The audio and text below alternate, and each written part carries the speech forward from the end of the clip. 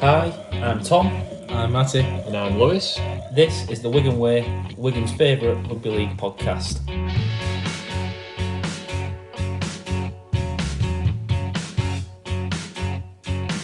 He'll put you in his trap, 'cause he's a union man. He's got it all figured out. He won't care what you think, 'cause he's a northern man. He's allowed to speak his mind.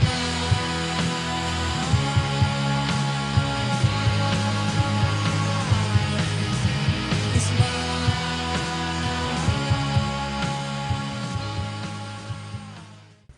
So thank you for joining us this week. Again, as usual, I'm joined by Matty and Lewis. Always good talking to you, especially after a win like this week. But lads, have we been? Yeah, very good. Hello, guys. Hello, everybody. Really enjoyed this week. Yeah, no complaints. Yeah, enjoyed this week as well. Some good rugby games on. Disappointed that Huddersfield let me down from my 12 from 12 You would have been claim. I flying. normally always back Huddersfield as well. And the week I don't back them, they end up winning and cost me 100% record It's for ironic 2 weeks that on the road. not backing Huddersfield is what cost you from 2 weeks perfect tipping in a row. If we'd have started this tally at the beginning of the year, you'd have been way out of the competition with you're backing Huddersfield every week. Well, yeah. The fact that we've only started counting, and me and you, Matty, are both on 8, while Lewis is 11 from 12. 11 from 12. I can't have any sympathy. You lost your bottle. You were saying Huddersfield were going to come good all this time, and you lost your bottle. Well, we'll talk about Huddersfield later. Yeah. And We'll big lose win. next week. But yeah. on to Wigan. Yeah. Well, what a win. First of all, a simple question. Do you think that's the best win we've had under Matty Pete in the last 2 years? In the Matty Pete reign? Good question. As a performance, obviously winning the Challenge Cup was No, better, I know what you mean, yeah, but we but performed as better. a team performance, Yeah. do you think that was the best performance of the year? I think there's an argument for beating St Helens at home at the end of last year. The semi-final. Well, I thought we played better in the home game against Yeah, I St agree, Helens but, last year. but the pressure of that semi-final at Ellen Road and the performance Yeah. to beat a good Saints team. If we're talking about just how well we've played, I'm not sure we've played better than this. Because it was a real top performance. This is the best 80 minutes Yeah. performance we've had this season, in my opinion. I would say so. Maybe under Pete as a whole, the 2 years. That's a very good question. I'm trying to think back to last year, and I can't think of anything off the top of my head. There isn't But any that this stand one. out as being Big as wins dominant we've as had, that. but yeah, performances over 80 minutes from the word go, being up for it, we know how difficult that flight. That away day is, the flight over to Catalans. I'm one on doing just talking predictions. I normally always back Catalan at home. Obviously, I wasn't going to do this week when they were playing Wigan. We know how difficult that away trip is. And you've been saying for a few weeks, Lewis, that this is one we needed to have because otherwise, we've beaten everybody now, haven't we? That's it. When we beat Hull FC, we beat Catalan. We've now beaten everybody in this division at least once this season, and that's what we needed. The win's massive. The performance is just the icing on the cake. To nil them, the kind of, and I'm speaking to you about this through the week, Tom, the kind of dominance we showed and the intent really is the word I want to use. We've had periods in games where we've been extremely dominant for 15, 20 minutes and then again 20 minutes here and there. Almost for 80 minutes. I thought, whether you say it's the best performance or not, I think it was our most ruthless performance. Absolutely everything. From Miski throwing Kieran into touch when they put the kick in early on. That was at 4-0, that. At 4-0. And that was their best chance all day. They Putting never got Romano that in close. touch straight off the penalty. Off the penalty. Yeah, that was a big Huge, one for me. absolutely huge. Absolutely. It's that- Even at the Say very fine. end, them getting a penalty for Pierce Paul and Navarrete shoving, and Liam Byrne just taking it upon himself to smash Navarrete, make him drop the ball straight after the penalty. What we did was, we took everything that Catalan are known for doing well, and we did every single one of those things better than them. Well, we did put a thing out on Twitter asking for people's thoughts, and someone worded it this way. Neil said that we out Catalans. Oh, That's he's what right, Catalans have done all season, where they've bullied teams, dominated in the pack, especially at home, dominated in the pack, and then put points off the back of that. The teams have been ones to blink first. Really, they've fallen out of that fight when it's come round. We didn't. That's probably one of the only teams this year to really stand toe to toe with Catalans. And I'm watching it at home and I'm thinking, Liam Byrne has to go off after 3 minutes. That's not a great start. Well, With a head test. I was just going to say, I missed the first 3 minutes as I was trying to drive home, and I came on and saw that Dupree was on the field, and I went, oh no. I knew Liam Byrne had started, Yeah. and I just put 2 and 2 together that he was done for a HIA and wasn't coming back on, and my heart sank a little bit that, like, we were down to 16. It didn't look like he had a head. Well, it looked like it was more of a facial injury, and he didn't look out of it at all. So when they said, "Oh, he's having to do a HIA," I thought, well, maybe he'll be fine. Yeah. And it was just a facial injury. Luckily, that's what was the case, and it was a nose injury rather than head.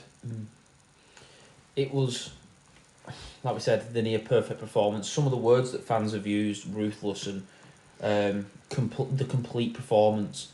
There wasn't. Normally, you look at a game and when you have a good performance, there's 10 to 14 players that have an 8 out of 10 performance, and there's 3 or 4 standouts. I really don't think you can pick anyone out as having a standout performance and say they were head and shoulders the best player on the field. It's like, look at the man of the match poll that Wigan did straight after the game. They picked 4, and I went, I could name another 10 that you could pick in that, and wouldn't have any issue with them being nominated. So that seems like a really, really good sign for me. Yeah, it was a team performance, wasn't it? And it was something like you said, from the first opening minutes, we scored a try, we lobbed Romano in touch straight from the penalty. That kind of intent, ruthlessness, the words you've just used there, it was set from the start.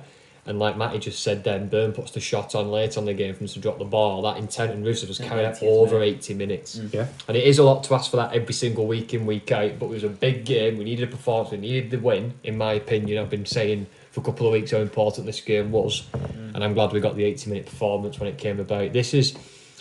It's one win, and I don't want to get my confidence up too much, but no, because like Matty said, we've beaten everybody. Yeah. I'm starting to get excited. Yeah. And it also it keeps us pace with St Helens and with Catalan themselves in that race. So it looks like a three horse race for 2 spots to get the home semis. So they'll be important. You won't want to have to go to Catalan again. You won't want really to have to go to St Helens. So getting top 2 is crucial, really, in getting that home semi. I know we talked about the week off. I'd like to finish first. And the effect of that. I would like to finish first. It seems that Lee are going to... If you finish first, then it's probably going to be Catalan and St Helens in the semi-final. One of them, that's going to be a tough match. So, but this is the way that I look at it, that if we want to get to a grand final, we want to win it, we're going to have to beat at least one of them. Yeah. If not both of them. Yeah, for sure. And I feel like just having that conversation of we're going to have to beat both of them. But now we know we can, because we have done already this year. That's it. And there'll be no one wanting to play us. And I think Catalan will be thinking, oh, they've really smashed us there. They've done us at home. They lost against Huddersfield at home not long ago as well, didn't they? So they might be thinking, we're not quite the I don't think there'll be any team looking and thinking, I want to draw Wigan. No chance. Yeah, I think that result's possibly made us the team to beat now. I agree. Where we're going to be struggling. Whereas before, I know Lee had a bit of form, obviously they've got a bit, we'll talk about it in a bit, but a bit of a Challenge Cup hangover, it seems. Yeah. Saints are coming, I say us. Catalan, like you say, lost to Huddersfield a couple of weeks ago. They've now lost to us at home.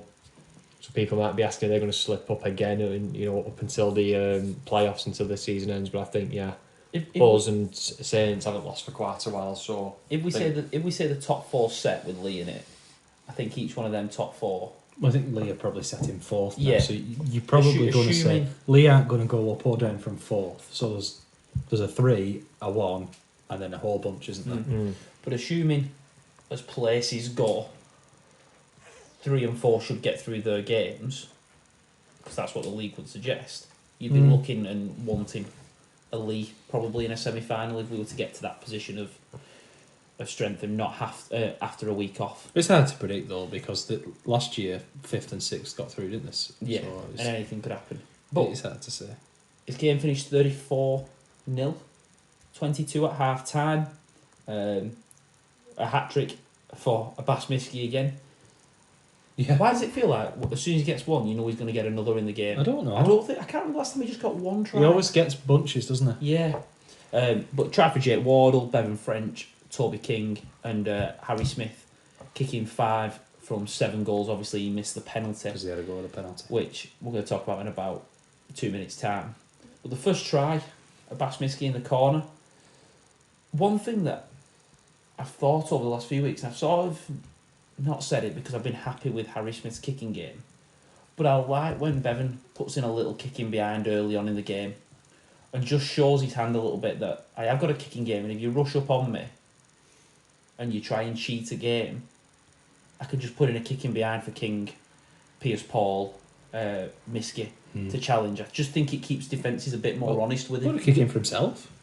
They were very aggressive in the opening exchanges, Catalan. They were sprinting off the line early. I noticed especially to Harry Smith, they were looking, I don't know if it was part of their game plan, to get up in his face quieter and try and knock him off his game.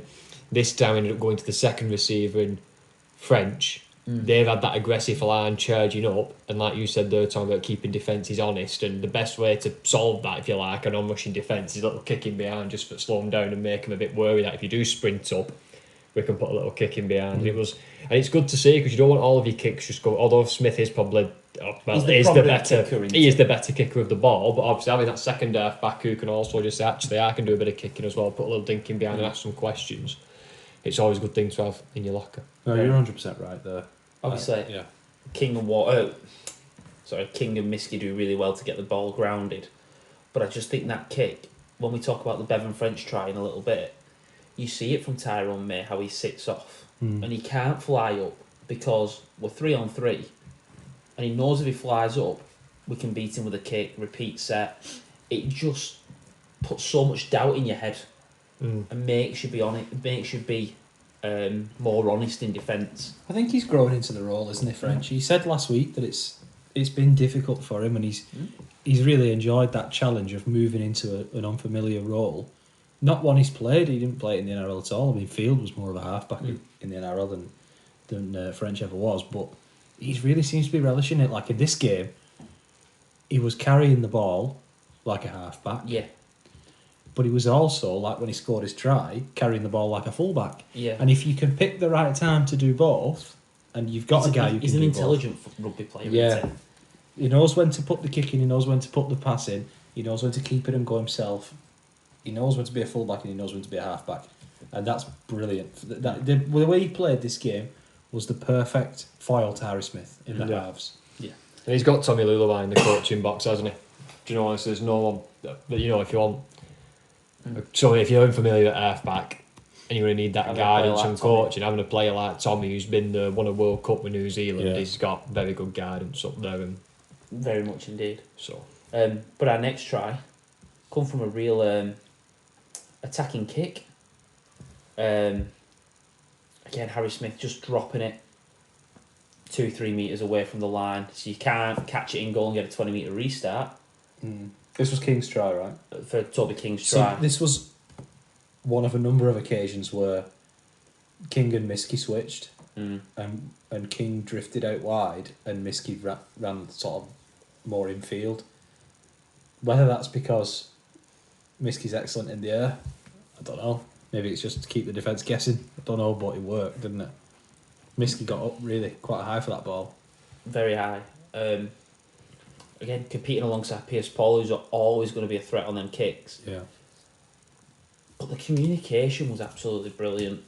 As soon as Miski catches it and lands, he already knows where Toby King's going to be. That's what made me think it was more of a plan. Yeah, and he's just left.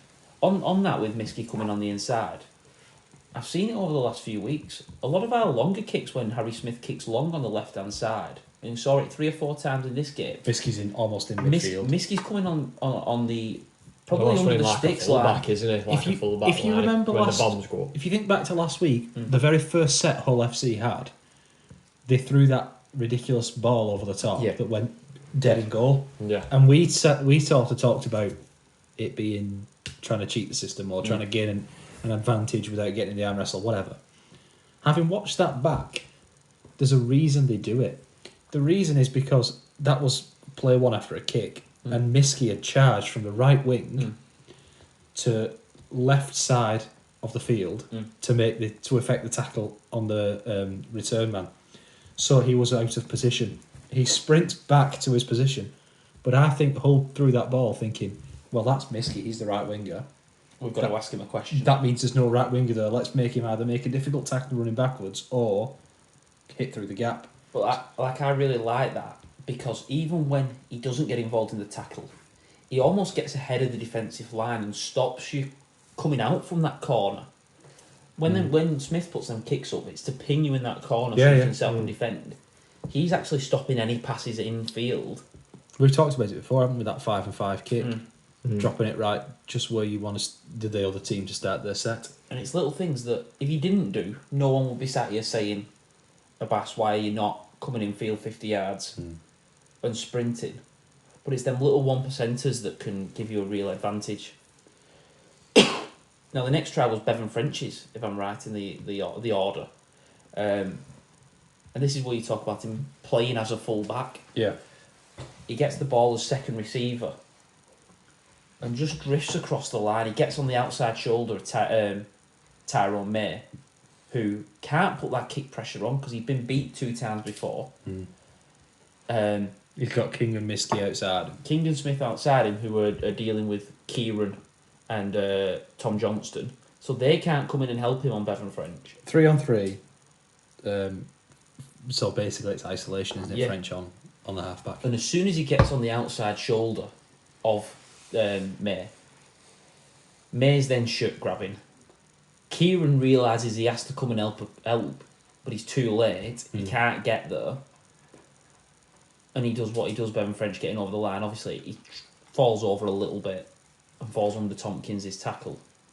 But really good full-back play from a half-back. He's too quick and he's asking too many questions. If he's running to that ball with Miski and King alongside him, and you're stood there in a 3-on-3 position, so you're going, right, French is my man, you're thinking he can run it at me, he can throw a dummy, he can step one way, the other way, he's just put a kick in behind for him to score a try, and you've got all that going through your head, you can't do anything, and that's what I mean, and you hesitate for a split second, and we know French has got devastating pace, he'll bust through and score like he did. But when we talk about him playing like a full-back, I like the way that he carries the ball in 2 hands out in front of him.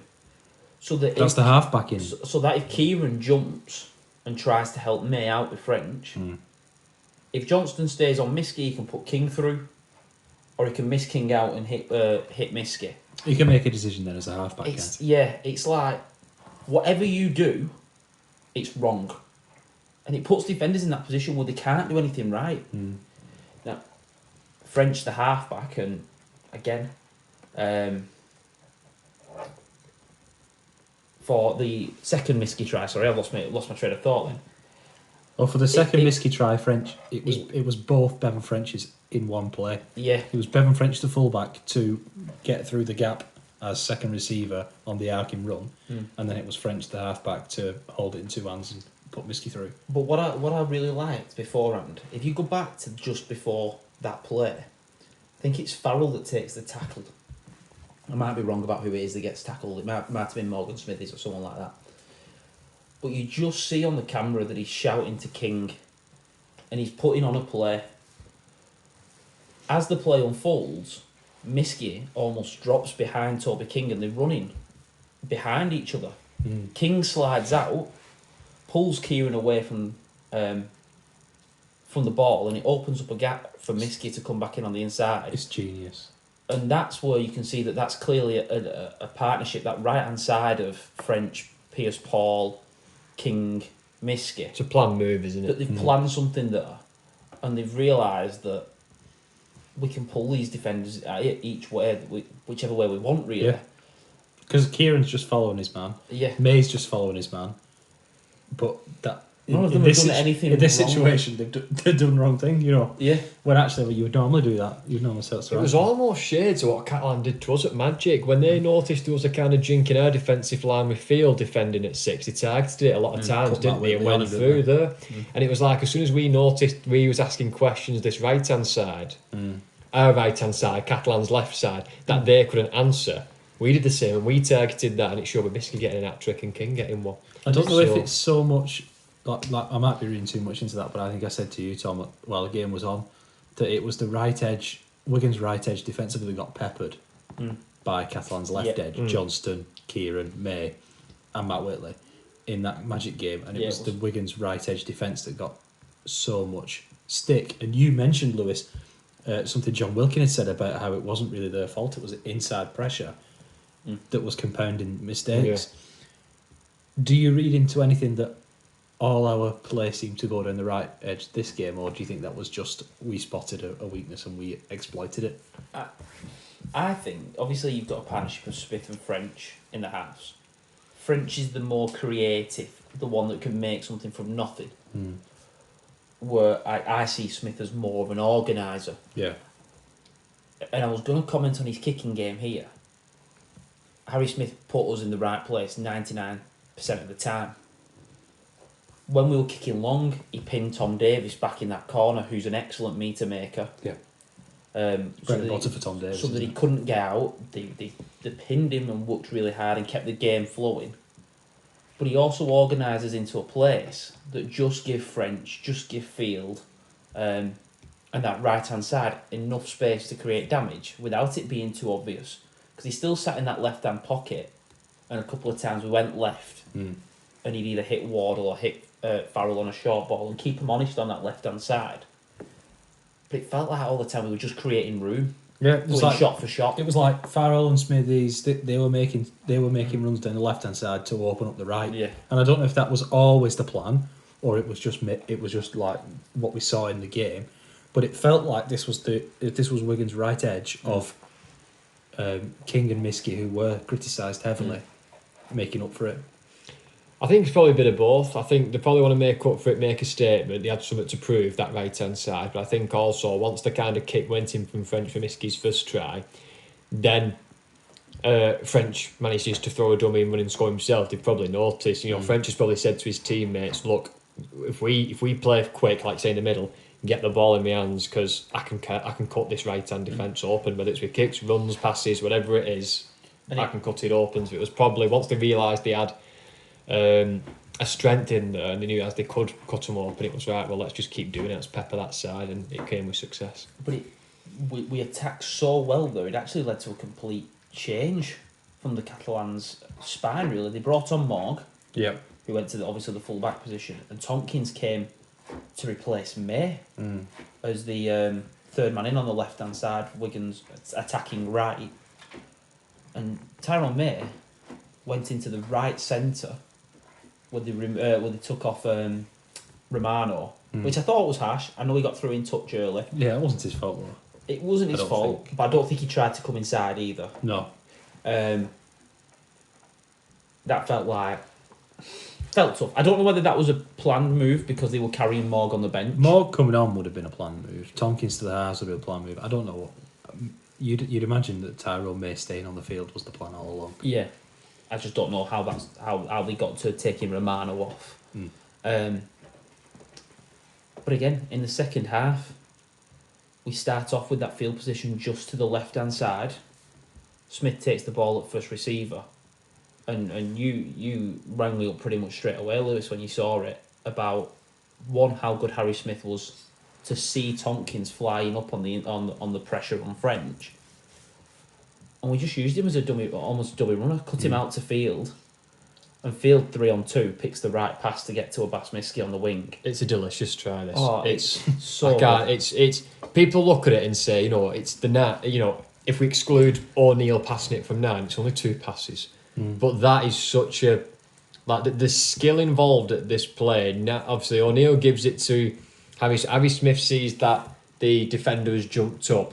He then slobs a cut-out ball, definitely missing out 1, if not 2 people to get it to Field. He misses the short ball and then misses French. Yeah, to get it straight to Field because someone's jumped up on French. So he's been able to see that, throw the pass exceptionally well. Field has then caught the ball, seen that it's a 3-on-2, lobbed the first ball out wide to Miskey, straight in the breadbasket, and he runs over and dives in untouched. It was superb rugby. And the skill involved in that play, you might think again it's only 2 passes, but the skill involved to do that under pressure at speed, that is class.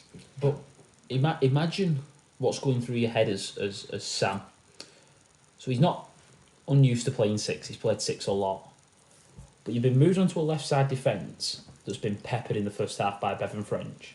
Yeah. It's in the first 10 minutes. Might have been, was it 7 minutes in that we scored with that try?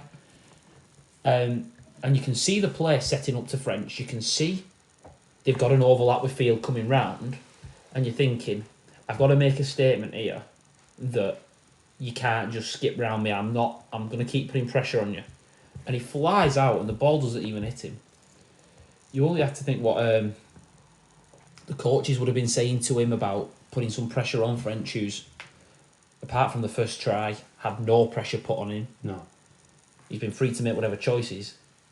He's thinking, I've got to try and find a solution here and stop these questions being asked.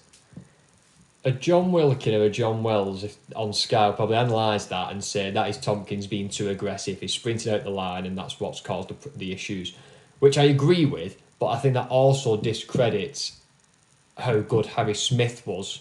Yeah. It's easy to know because Tompkins is to blame for that. But I think that discredits Harry Smith. You've got to say, actually, Harry Smith to see that and still lob the perfect ball, the perfect pass. Field doesn't even have to stop moving. To Field, so Field can catch it. He lobs a cut-out ball. Bearing in mind it's going to the right-hand side, and he's a right-handed player, so it's on the weaker side, if we make that point as well. Yeah. To say, oh, well, Tompkins was too aggressive, well, yeah, it probably was, but also you've got to give Wigan some credit. To see that and still execute the play and lob the right passes at the right time on the weaker side, despite the pressure from Catalans' aggressive defence, you've got to give us credit. It was the best try of the game for me, this. It was brilliant. I agree. We've spoken a lot about backs and how excellent backs have been, and that's true. Harry Smith, tremendous. Bevan French, tremendous. All those guys, fantastic. And they scored all the tries between them. But they couldn't have done this without the quick play of the balls and the platform that our forwards have laid. Yeah, They were absolutely outstanding. To say it's a bit of a beaten up pack going into this game, and to say we almost lost Byrne, yeah. and we did for 15 minutes, and we lost Dupree to a head test as well. The way the forwards stood up in this game was absolutely amazing. Well, there's a lot of videos going around. Obviously, the Mago drive where he pushes off maybe 10 tacklers. There's 10 tacklers. Somebody counted 10 tackle attempts before Mago finally hit the deck. Or did he even go to the ground? Oh, I don't know. I don't even think he went to the ground. But they're not. That's the Mago we need. But that's the Mago that we need. 100%. Just 100%. absolute temping. Carnage. Yeah. Scattering bodies. But again, 3 attempts from the same bloke on him, dragging people in, quick play the ball, try. But I don't want to talk too soon, and obviously there's the rumours that he's picked up an injury, which I hope not. We hope not, yeah. But it's weird, in this last 8 to 10 weeks, obviously there's the talk of his contract and what's going to happen there. But he's being more effective when he's on the field. But he's also been effective for longer. Yeah. His fitness seems to massively have improved in the last 8 to 10 weeks, as I said. His defence is improving. It's still probably his weaker area. But every time he's getting to the ball, I can't remember the last time he was dominated in a tackle. The last time I worried about him being on the field defensively was the Cup semi-final. And ever since then, he's proved that he's okay at that. Yeah. Like he's improved it since then. But if I can be okay with him just being all right in defence... I mean, Cade Ellis is all right in defence. Then With a few players that are all right in defence. But then 35... But not having him... Not thinking, oh no, he's on the field. Or yeah, you defending our could own just line. go to avoid that, which at the beginning... Like I was when Darryl Clark skipped through at Warrington. At the beginning last year, when we had O'Neill and Ellis and May got they were all weak point, but they worked on the defence. But the effectiveness that he's brought, the aggressiveness from Tyler Dupree, I feel like he's brought a little bit of aggression back into them. Liam Byrne, obviously, immense, clearly was struggling with an injury because having 2 weeks off, 2 weeks for that cup and final. now he's back like he was in the first 5 or 6 weeks when he was probably our best prop in my opinion. He's clearly been carrying a knock and been clearly playing injured. This was the game that he really stepped up. Morgan Smithy's had an immense game. He led that side almost like a proper leader. Yeah. He was in first to every tackle. I don't think I remember him making a second man tackle. He must have took 20 drives. I'm going to have a quick look at the stats in a second for how many drives he actually took. But Pierce Paul, again, going into the middle was really effective. Played very well in the second row, but I'm definitely team. You like it through the middle, don't you, Jukes? It's the fact that one, he seems to be more involved there,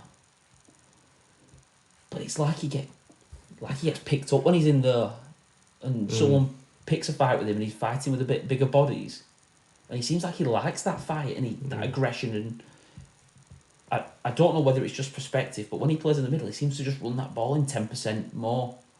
He doesn't worry about offloading and doing any of that fancy stuff. Yeah, no, it's He a just fair makes point. big tackles and makes big carries. And I just think this performance, Junior December came on and did very, very well. And he's now keeping Joe Shorrocks out of a 17. Yeah. And another game where he came on and was solid. Yeah. Yeah. And that's just what we need from him now. I didn't notice him being gone, if that makes sense. At this point, that's a good thing. Because he just came on, did his job. Yeah, you're right though, Matty. The forwards, they lay the platform, don't they? And you know what Catalans forwards are going to be like. They're big, they're aggressive, they try and get in your face early. And Matty Pete said in his pre-match comments, he said we're expecting that, but we're also expecting to plan to meet it with force. So I think it was part of their game plan to not be bullied, to step up to that challenge, like you're saying, and try and dominate basically. Like I said, going back to that, throwing him in touch on the first tackle. You mentioned about him not going on the inside. He doesn't need to go on the inside really. We're going to have no right to throw him in touch there. He's about 10-15 metres in field, but the fact they get 3 bodies in and go, right, let's show him what we're going to do here, pick him up, carry him 15 metres and throw him over the touchline, that was a bit. That was almost like a statement from Wigan. Yeah. And Wigan's forwards in that game. It was a statement. This is what we're here to do. This is what we're here to play. As we said before, there's some games where we just turn up and you go, oh, they're on it. Yeah, We're on here. Yeah. This is they're trying to do something here. The Good Friday game we played, Saints at home, even missing Field and all the players that we were missing, 10 minutes in you went, oh, they're here for this. And there was just that little bit of I couldn't put a finger on it as to what it is, but that level of aggression just steps up one and everybody's flying. I'm just looking at the stats for this game, and we're talking about our middles. 22 tackles from Liam Byrne and 9 from Marker. Farrell made 43 in total. Morgan Smithies made 46 in total. Cade Ellis 29. Dupree 25. Pierce Paul just over 35. Mago makes 14. He only takes 6 carries in, but averages 12 metres a carry. Immense numbers. And even that carry that he talked about with all the men dropping off him like flies, it wasn't that far, but it's the impact it has. It's drawing them defenders in. Drawing defenders in. Also, it's the impact it has mentally on Catalan defenders, thinking next time he gets the ball, how do we stop him? Because we couldn't stop him last time, And it's what it does for Mago's confidence. You were just said about him possibly having an injury. Hopefully not, but if he can play next week off that performance, then there's no reason. He should be buzzing. He should be thinking, give me this ball, I want to carry it, I'm going to go through another 10 of them, and I'm going to go through another 10 of them. That should pick him up as well, which would be brilliant to see. But there is one more try for us to talk about.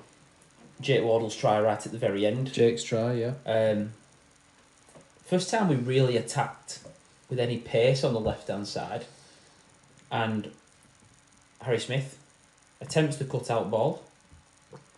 Tyrone May gets a hand to it, and Jake Wardle does what he keeps doing, plays very classy in what he does, just picks the ball up, runs it under the sticks, nice and easy. I liked that because it just showed that, if you pat your left side defence and try and nullify us on the right, we've still got a winger that's on nearly 20 tries. Jake Wardle's nearly on 10 tries. The interesting thing was, Jake Wardle was going to score. Whether May got a hand to it or not. Yeah, whether May got a hand to it or not, Jake Wardle was going to score anyway. So, fantastic effort. Absolutely. I'm pleased for Wardle. And it's weird that we're talking about such a very impressive game without really mentioning Field in the attacking sense. But this was a game where he was almost used as that dummy. 2 or 3 times he sat on the inside of French when French went roaming, and he just holds up the inside defence. Yeah, if he's inside, then that just adds another layer, doesn't it? I think we're seeing now people. Early part of the season it was all rightly so, but Field and French, Field and French, Field and French. I think what people are starting to realise now, you've just said there, Tom, is we've got strike power, especially in the backs, but all over that field. You've got Marsh, who said he's on 22 hours. Wardley, we know he's classy. King can come up with a try, and that floats from out of nowhere to solve something. You've got your forwards like, you've got Farrell who can always run on a short ball and break a line up, or come back on the inside on a drop off and make something happen. Pierce Paul's a threat at every kick. Pierce Paul's a threat on every kick, so how tall he is now.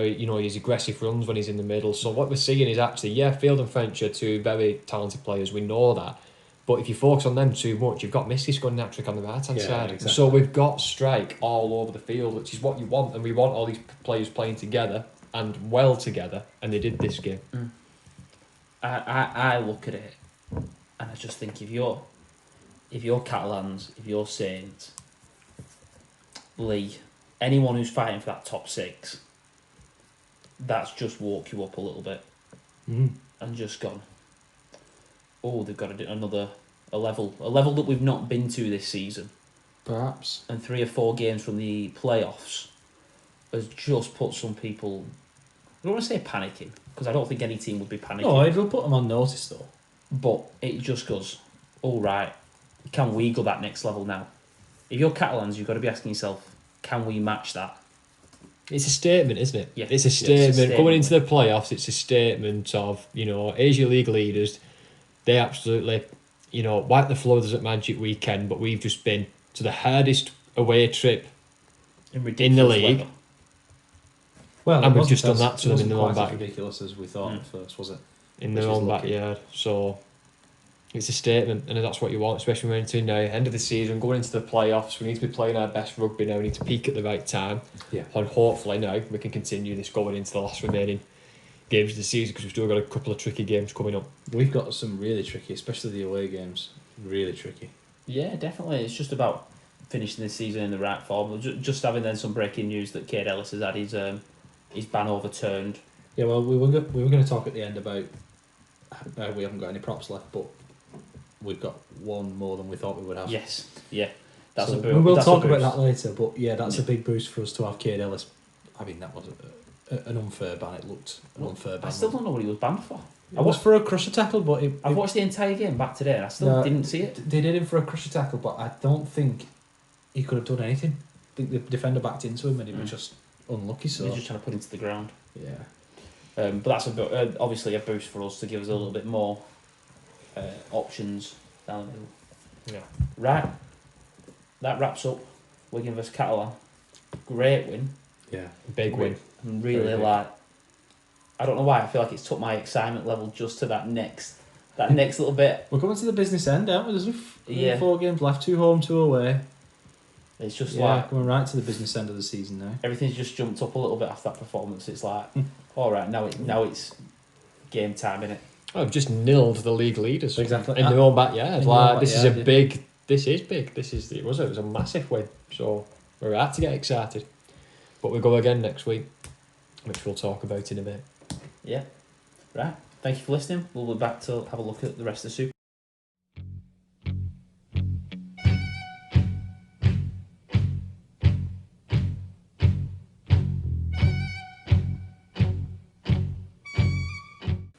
So thank you for coming back. We're now going to have a look at the round 23 fixtures for Super League. A lot of movement really in and around that 6 mark. Probably 5 or 6 teams who all fancy themselves. I think they could have a chance, including the likes of Warrington, Salford, both Hull teams, Huddersfield, Leeds. That's 6 teams who think they could sneak in at 5 or 6. In a minute, I was looking at the table here. Warrington, Salford and Hull KR are occupying 5th, 6th and 7th spot, but all on 24 points. You've mentioned Hull FC. They're on 20 points, along with Huddersfield and Leeds.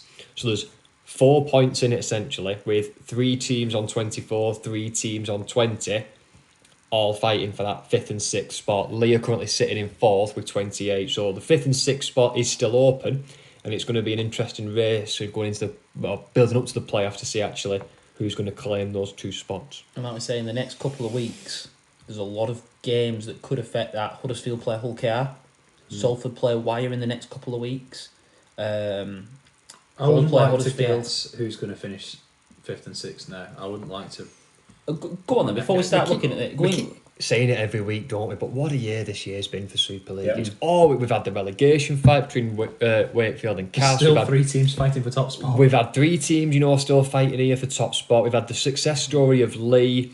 We've had, The this implosion 5th of and Warrington. the implosion of Warrington after they got off to such a good start. This 5th and 6th sort of still open for playoffs, which comes towards the end of Teams the like season. Huddersfield and Hull kicking in. Well, look, there's 12 teams in the league, and 10th place Hull are still fighting because there's a possibility they could still make playoffs.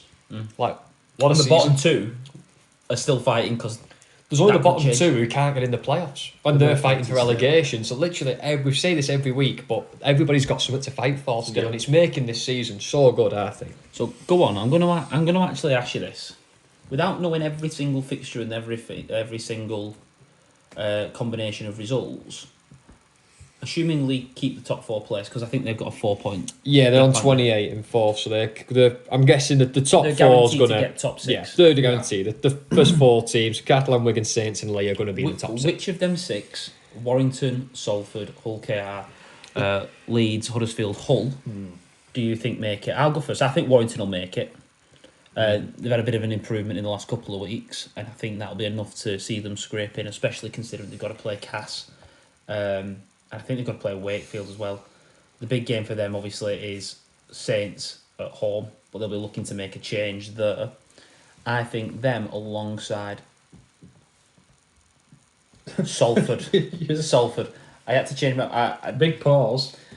I was confident in it, and then I was thinking about Salford's game. Obviously, they play us this week. They have Warrington at home. Hull KR away. Salford are the team that decide who goes up for Warrington and Hull KR. Warrington and Hull KR. Hull KR's home form is the reason I picked them. I'm going to go Salford. Yeah, Wire definitely, they've won this week, which we'll get onto in a minute, so I think they could be possibly having a turn of fortune. I think it's between Salford and Hull KR. I think Leeds, Huddersfield and Hull having a 4-point disadvantage It's at this hard to make stage up, is yeah. going to be hard to make up with only, is it 4 games remaining, 5 Yeah, games 4 remaining? games. 4 games remaining. I think that's going to be too hard. So I think it's between Salford and Hull KR. I'd go Salford, and I think the reason being is because obviously Hull KR got to the Challenge Cup final. Although they didn't win it, and obviously we'll talk about this in a minute as well, Lee obviously got beat well and truly by Hull KR this week. Just gone, people asking, is this a Challenge Cup hangover? I think going so far in that competition does take its toll on you. Yeah. Emotionally, mentally, physically, energy-wise. So for that reason, I think Salford are in a prime position to actually pip Hull KR to the post here. So I'm going to go with you, Dukesy. Wire and Salford for me. It's weird, because we were just talking just off camera about the relegation battle and who each team's going to play. Yeah. And we said, it could come down to the last day when Leeds play Cass and Hull KR play Wakefield at Wakefield. But then you start thinking, well, what if Hull KR have already guaranteed top 6? They might rest everyone at Wake a week before, if you know.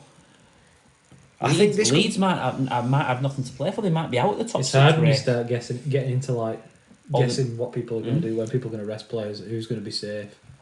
I hope it goes to the final day where people are still fighting for something. And I don't want to see one where people have got it, so they start resting people. Obviously, I know the top 4 might do because they've got top 6 anyway, but especially that bit, the Wires, Salford, Hull KR, like those 3 teams, like you say, they're fighting for that 5th and 6th spot. We've had a really good league this year so far. I think actually it goes down to the end, and there's a bit of kind of final day drama and stories to be written. I think that could All be kicking off on a Friday at the same time. Yeah, I think it could be really good. I think this season deserves something like that. Yeah, that would be a storybook finish, wouldn't it? Oh, Yeah. it'd be fantastic. Someone scrapes into the 6, someone scrapes relegation, Like David Fifita saves them on his final game or something. then does a shoe in the crowd. Or is it? Yeah, there's something there, isn't there? There's a Luke Gale drop goal. there's an ending to this story that hasn't been written yet, but will be. It's going to be good. So, should we have a look at the results from this week then? Yeah, well, the first game, Salford Wakefield, and we talk about relegation. Wakefield are 2 points behind Cass. I think we all agreed last week that Wakey really needed to win this because of the points difference. They have to end up on more points. The points difference is currently, what's the gap? 45, 44. I'm doing some maths in my head here. 44, Unless the Cass gap? get a couple of big batterings. which is possible because they've got to play Warrington, St Helens, and Wigan. But you say that then, and it makes Honestly, you think, you could lose if you lose all three of those games by 20. Then that's the and debt. Wakefield scrape a couple of losses. Or even if Wakefield lose by one 6, win. that's the debt wiped out, isn't it? And then it's all of a sudden Can win the Wakey last get a win? game, and you're up, or you stay up. It's But I thought Wakey needed to win this to have a realistic chance to put some pressure on Cass again, oh, it would put a lot of pressure on if Um, Wakey had won this. and they got nilled again. Not a good sign. But it's been a while, and maybe this is just a bit of a blip in the ocean. But Salford winning 20 points to 0. I made a point on Twitter, not on the Wigan Way account, but on my own, to a guy who was talking about Castleford and Wakefield. The last proper season with relegation, I suppose last year you could count with Toulouse going down, but 2019, the last one before COVID, London Broncos were relegated on 20 points. They had 10 wins. Same number of games, 10 wins. So that means that those teams, 8th, 9th, 10th, would be relegation candidates. This year... There was no extra games, there was nothing like that. It weren't like No, we played no. a 30-game season. This year, I'm pretty convinced a team is going to survive with 10 points. Whether it's Castle Wakey, I don't know. But I think a team's going to survive with 10 or 12 points. With 10 or 12 points maximum. So, you win 5 games and you stay up. Does that suggest that they've been far worse Yeah. than London? I think they've both been far I think worse they've than been. London, I but think they've both been worse than London. London were a better... Toulouse last year were a better team than both these two have been this year, I believe. Yeah, I can't disagree with that. Just... You got a team that went down with 10 wins and you've got a team that's going to stay up with 5 or maximum 6. It just feels wrong. And I know this year and there's lots of strong teams, and this point we've made about it, all these teams fighting for the playoffs, they've got to beat someone. There's got to be like a common denominator. You can't all take points off each other. But I do think it's going to be a bit of a travesty that a team just a few years ago, like London, went down You'd with much 20 rather points. see. It's weird. You'd much rather see someone get relegated with like 7 to 8 wins. Someone who's actually fought. I mean, what? Yeah, Wakey didn't start playing until round 15. Toulouse had 10 last year and they went down. But I still think they've been better than those two teams this year. Wakefield, I tipped to go down at the start of the season. We always knew, I think, the whole rugby league community knew that Wakefield was really going to struggle. Yeah.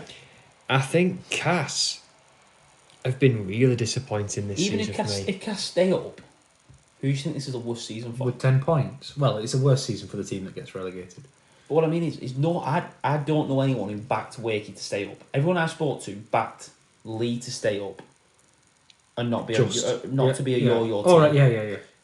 And Wakey were the ones that were going to go down. This was expected. After Weren't 10 expected games, to finish fourth. yeah, after 10 games, not scoring many points and getting nilled on 6 occasions or whatever it was, to actually get 4, maybe 5 wins would be extremely impressive. But then I look and go, Cass, this is bad. Gareth Widdop, Jacob Miller. You signed Jacob Miller from Wakefield. Yeah. You signed their best halfback, Yeah. one of the star players.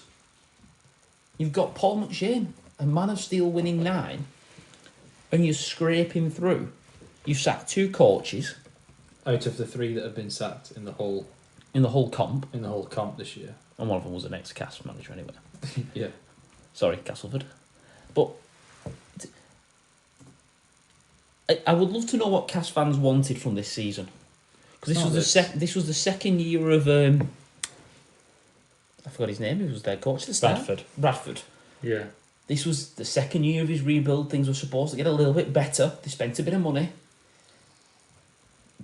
I think this is a bigger drop-off than where Wakefield had dropped off, if that makes sense. It was very strange, wasn't it, from Castleford's perspective? Sorry, I know we're going off the topic here from the Salford and Wakefield game.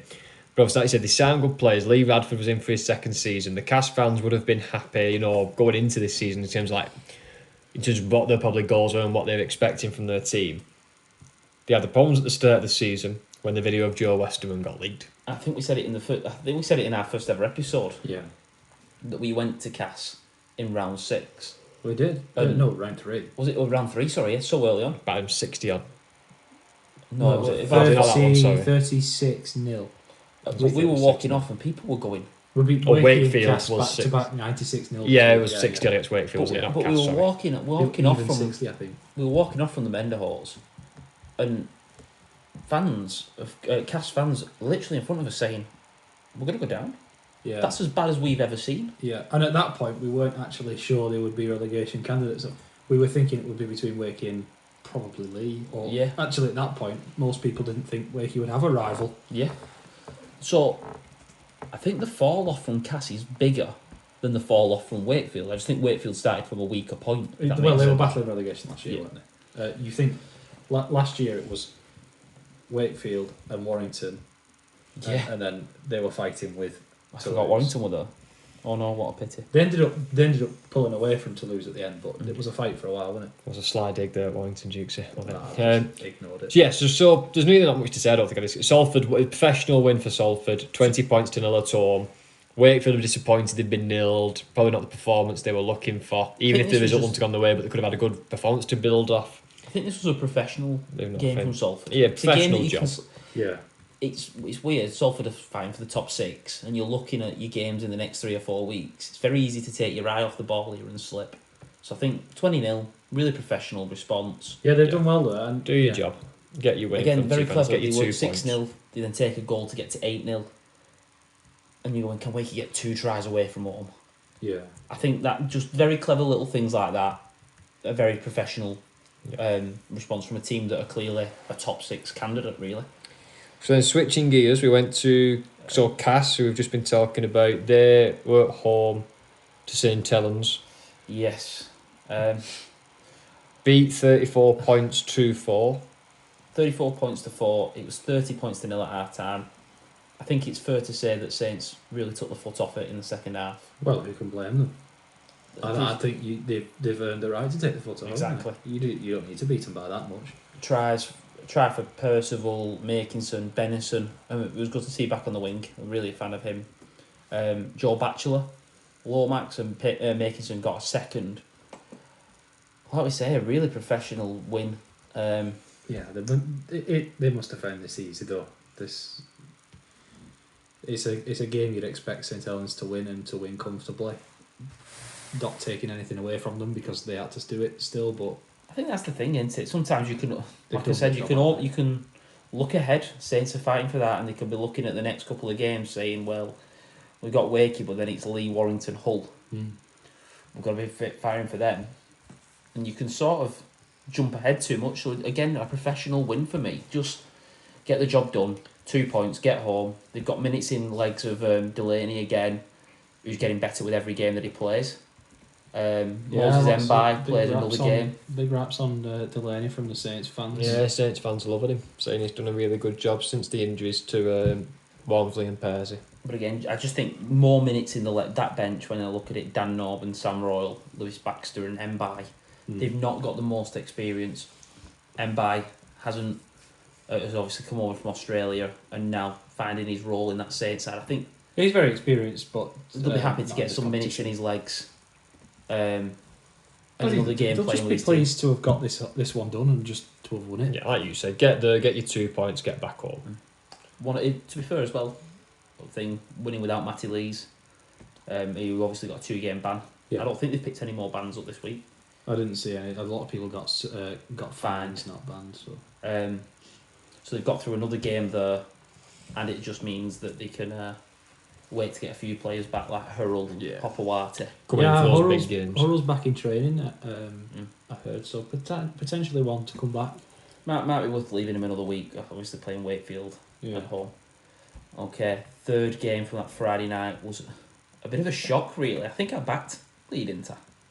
Did I back Lee? I can't remember. We both did, I think. Obviously went to Hull KR with a point to prove.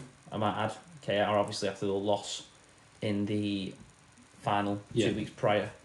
Probably a bit strange for us to back Hull KR, to back Lee Matty. But winning 52 points to 10, it was 13-0 at half time.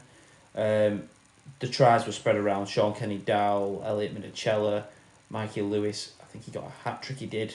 Lewis Senior, Ryan Hall, Kane Lynette, Jez Litton all grabbing a try apiece. As much as I keep thinking, I said that I think Salford will make the top 6. I wouldn't be surprised if Hull KR make it, because when they play and everything falls right, they could put points on at a really rapid rate. The strike power they've got in Hall, Kenny Dow, Lopacek, Senior. Got a really good home record, as Matty said. Yeah, I think that would be the... Obviously, I don't think they can get it this year. But imagine them getting a home semi-final and having to travel to Hull with that crowd on a Friday night, wind up. Yeah. It'd be a really difficult place to go. Switching gears here, do you think this could be possibly Lee thinking... Yeah, I'm going to put it like this. Do you think this could be Lee thinking this is their season done? Did you know No. They've won the Challenge Cup. They've done much more than that was expected of them this year. They're probably going to finish in the top. Well, they are going to finish in the top 6. Yeah. Really, is this kind of them maybe like, I know, taking the foot off the gas a little bit? You know what I think this is? If you want me to be completely honest, People are using the phrase Challenge Cup hangover and things like that. I think it's a little bit of a agree with that. hangover. I think it's a bit of the issues with the depth of the squad that they've got. That's a big thing, yeah. But I think this is... That's got to be their number one priority Yeah. for the off-season, hasn't it?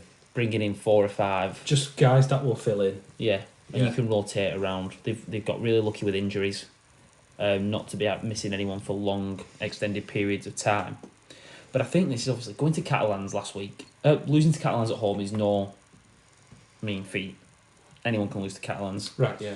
You It was Hull- a spirited performance from You play Hull KR, who you've just beaten the cup, and you know, in that changing room, they sat there after losing the Challenge Cup final and said, "We play them in 2 weeks. We make sure we are firing." And I just think whether this is... It might have been a bit of damage limitation. Just get through this game, don't pick any injuries up, and then we can target our next 4 of Huddersfield at home, Saints, Wakey at home, Yeah. and then Wigan before the playoffs. I think this might have just been, listen, we don't do anything stupid. Don't get yourself banned. Don't pick up any injuries. Get through it, and we can target the next couple of weeks to have a bit of a run. The reason I don't think this is them saying we've done our season now because we've won the Challenge Cup and that is just imagine how good it sounds. We got promoted and won the Challenge Cup. We had a dip off after the Challenge Cup, but still made the top 4. Well, every team who's ever won the Challenge Cup has had a bit of A dip off, which is off. expected. a dip. Yeah. But then we bounced back with our thin squad, Right. and if they could get to a grand final, imagine what Beaumont would be like. Well, Challenge Cup winners going to a grand final. They have the chance to do something that no one has ever done before. Get promoted and potentially win both competitions. yeah.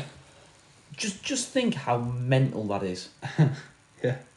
I think, like you said there, to be fair, I think the fact that the squad is so thin, it's a long season anyway. Yeah. When you add in all those cup games from winning the cup and the fact that the same 13 pretty much, or 17, have to go out there every single week, there's no real big chance for rotation for them. It's probably a case of this is taking the toll now. But I'm hoping that they do, this is just a bit of a blip and that they can come back. Because again, I want to see his last couple of games competitive. I don't want to see Lee, with the season over because they've already done it. I want to see him competing. I want to see him ready to go. Because again, it's going to make some interesting games at the end and some interesting games in the playoffs if they can get back to where they were and firing. It's going to be very interesting. So hopefully that. I have just had a thought, and I don't want to start talking about predictions for next week, but Lee play Huddersfield.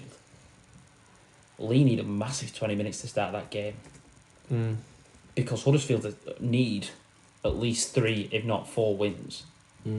But if Huddersfield want any, I don't think they will personally, but if they want any chance of making that 6th spot, they've got to win all the games. They've got to win all 3 games, yes. All 4 games, sorry. But Lee, if they can target that first 20 minutes next week, get to a 14-point lead, Huddersfield might just pander in and know that their season's done. Yeah. Potentially. Or they might throw everything at it, but... You never know. You can't guess what people are going to do in that situation. I think it's... Lee are going to want to try and right it out this week. Yeah. And if they get that, I think that guarantees them top 4, and if it guarantees them... For me, they need one win, A one win out of the next 4 games will guarantee top 4, I think. Yeah. unless Warrington win all 4. They've got to play Saints and Lee. Yeah. Right. Good win though for Hull KR though. They'll be pleased. The fans will be pleased to exercise a few of those demons from. Yeah, just get it out of your loss. system that you've. It's weird, isn't it? When you lose a Challenge Cup final, you always can't wait till the next time you play that team. Yeah. I remember losing to Hull FC. Was it 2017? Yeah. And I don't think we played them for the rest of that season. And it was in 18 that I was then looking forward to actually like getting to play them again. And what's the word? Right the wrongs. Yeah. Yeah, because you want to win. And losing isn't fun. No. Right. The other game on Saturday, Warrington travelled to Hull. Hull FC opened the scoring with Adam Swift with a long range intercept try. One of them we've been used to from Adam Swift in Yeah. his career, where he just reads it well, picks it up, and races away. A good pick-up for Huddersfield, I think. Yeah. Looking at that. Huddersfield finally confirmed as the worst kept secret for a long time. I'm really surprised to see him let him go. I know he's 30. They signed Tyndall, and I think they're banking on Tyndall being the guy for the future. He's similar to Swift, I think, in the way he plays. He's probably just about same pace, but he's much younger. Big win for Wire, I thought, this one.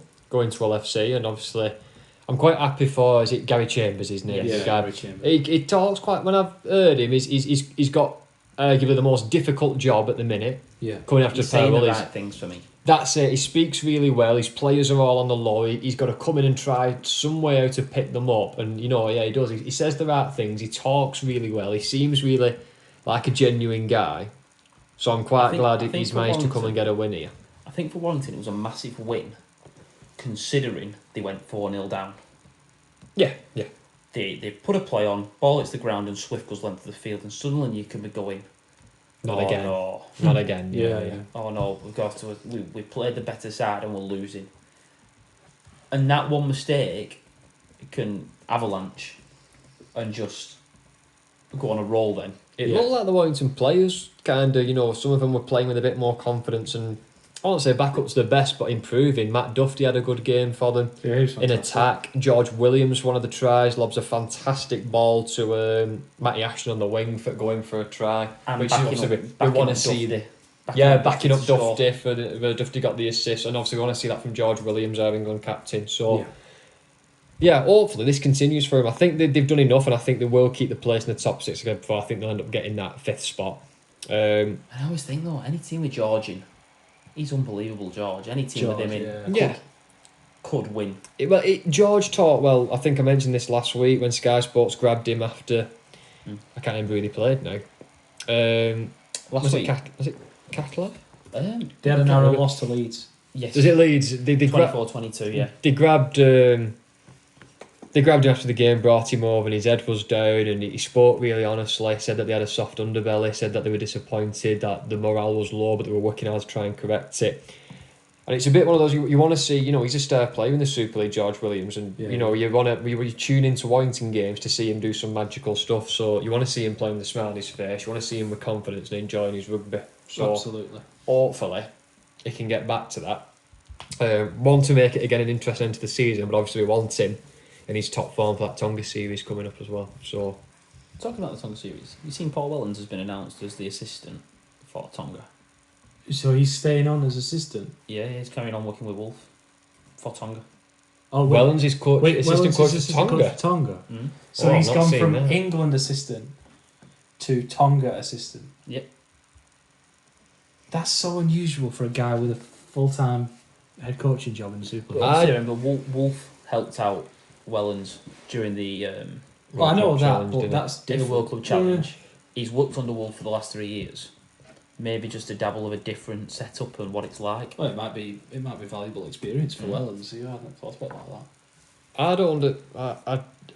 I'm not a fan of that. Not that I know English coaches can take other international jobs. We've had Wayne Bennett coaching the England team as an Australian, but I don't know. I want to see. We've got three teams at the top there in Catalan, Wigan, and Saints, who've all got English head coaches in. Surely you want those best coaches who have been successful in this league involved with England. Well, he was involved. Somehow, he was involved which- with well, England over the Wellens- World Cup, wasn't he? Wellens was, Yeah. yeah. He was Why one of the did he assistants. leave? Wellens Was and it Andy to focus Last. on Saints? Yeah, Wellens and Andy Last both left because they got full-time jobs. If that's the reason that they've left, I think it's bang out of order that he's gone helping, gone being the assistant for Tommy. Well, he might only Because- be for 3 weeks. Not He- off season. Is it Radford who's the assistant for Samoa? Oh, he was. Yeah, he was. Yeah. I don't know if he's I don't still know if he is. still is, but yeah, it's a bit. No, yeah. Wellens is striking us. You know, he's in charge of one of the best team in the best team in the world. Obviously, won the World Club China. One of the most historic clubs over here. And to me, you want those coaches, the good English coaches, being involved with England setup. For me, that's what I'd want to Definitely. see. So that's a bit disappointing, but it is what it is. Well, it's Wellens' decision to make, I suppose. It is, yeah. Right, last game to look at. Obviously, was My Huddersfield- kryptonite. was Huddersfield Leeds. I'm really glad that I didn't spend all the start of this podcast saying Huddersfield will come good. They'll come good. Yeah. And then not back them when you need them to win. Look, we've got It's no leg perfect. to stand on because he got 11 right. So, They were in a throw. Well, there's two things I've said. Huddersfield have to come good, and Leeds are consistently inconsistent. So the two messages I've been promoting for, I don't know, I think probably the first, 10 episodes when I come onto this podcast, so... It's a really weird one for me because I'm looking at the Leeds squad and I've just got it on the app of my phone. I've not got the official team sheet. But I'm reading it and going, I don't know who plays where. I don't know how this side sets up, what style of rugby they try and play. They're missing Myler. They've let Austin go. They've lost Lehman at the start of the season. Who else went mid-season? Someone else has gone mid-season. Well, obviously they've not gone yet, but they've Caesar's let leaving. go Walters Walters and Caesar. and Caesar, And and Caesar's- Austin has now gone to... did you mention Yeah, Austin? yeah. Sorry, yeah. Yeah, Austin's There's gone Austin's talks to that gone. Bentley's going. Yeah, Bentley's up in the River Mill at the minute, isn't he? I know they're bringing in Lockie Miller, but this is not a side that you're going is setting up for next year. But it doesn't look like a side to win now. We talked last week about Huddersfield and the fact Ian Watson spent money in the transfer market. Where does this leave him? Leeds Rhinos under Owen Smith's first season went to a grand final, and now it looks like they're not going to make the six after they've spent money. There's been a lot of things happening in the club. Lehman going as their club captain under weird circumstances. That was very strange. We kind of got glossed over. The Austin it seems like as a club and how it's being run at the minute, considering this is one of the more successful teams in recent history, it doesn't seem like it's being run at the minute very well. There's a lot of things going on which are kind of being skipped over, and it's like this is meant to be one of our big clubs, and it's not being run like a big club at the minute. It's a very strange situation when it leads. It's weird because obviously we hear a little bit about what's going on behind the scenes at Wigan, and everyone's got a source because we're Wigan fans. A few mates that we have who are Saints fans, they tell us a couple of things. It'd be really interesting to speak to a Leeds fan, and I might put it out on Twitter to discuss what's going on there and find out where the issues are coming from. Is it Rowan Smith? Is it Gary Etherington? Is it bigger than that? Because grand final drop off. They won it in 15, dropped off in 16, nearly got relegated, then won it in 17. Yeah. And then they've not really competed since then, and then you just wonder where this club's going, and no one seems to say this is the issue. Because they keep changing coaches. It's not like they're just stuck with the same coach. The only one that's not changed is Hetherington. He wasn't an issue in the successful years, so why is he now the issue? What's changed that I really don't know. It looks, I don't think, and it looks like to me the Leeds aren't going to make the six. Yeah. Where does that leave Rowan Smith? I think he's got 6 to 8 games next year. Unless, and I say this for Ian Watson, I'm going to say this not for Tony Smith, maybe Salford with Rowley if they miss the top 6, unless the top manager becomes available. Because as it stands, I don't know who would replace Rowan Smith. No, I don't either. That's the thing, and if you let him go, who'd you go and get? without going to a Radford, a Powell. Well, last time obviously they went into the Queensland Cup, and there's always that option again. But that's what I mean. There isn't a standout coach over there that's like the next up and coming thing. Did you know Rowan Smith though? I'd heard a few things about him, but I think that was only because he was The link with Tony. The link with Tony. Yeah. I'd seen a few things that said Tony Smith's nephew, is it? It's his nephew, yeah. I mean, Michael Maguire, when Michael Maguire signed for Wigan as head coach, I might have heard his name once or twice. I mean, an NRL broadcast. But he was Melbourne's assistant. I know that. But they've dug into the Queensland Cup and found who I think is a good coach, Rowan Smith. I would say to Leeds fans to be patient with Rowan Smith.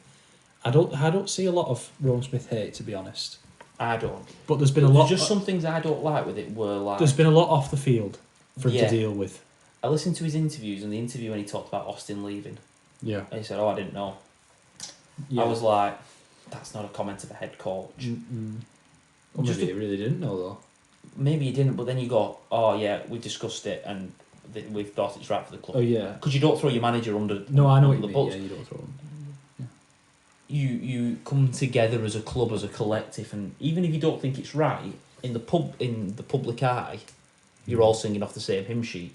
It doesn't feel like they are at Leeds. No, that's what I mean. The running of the club in general, the fact that the chairman and the coach don't seem on the right level. The captain in leaving just ended up in a surprise saga, just ended up leaving and going to the NRL and was like, then he released, was it a tweet where it was like, oh, and he was kind of seen very critical of Rowan Smith leaving. So you've got the kind of the chairman and is it chairman? I think I'll see or whatever. Yeah, the big guy at the top is not on level with the manager or the coach, and the coach isn't on level terms with the captain and the player. So, I said, this is where I struggle to understand it, because if Edmonton's got an easy win, if they start off poorly next year and a top coach becomes available, that's a big win. Let's say, because Michael Maguire's available.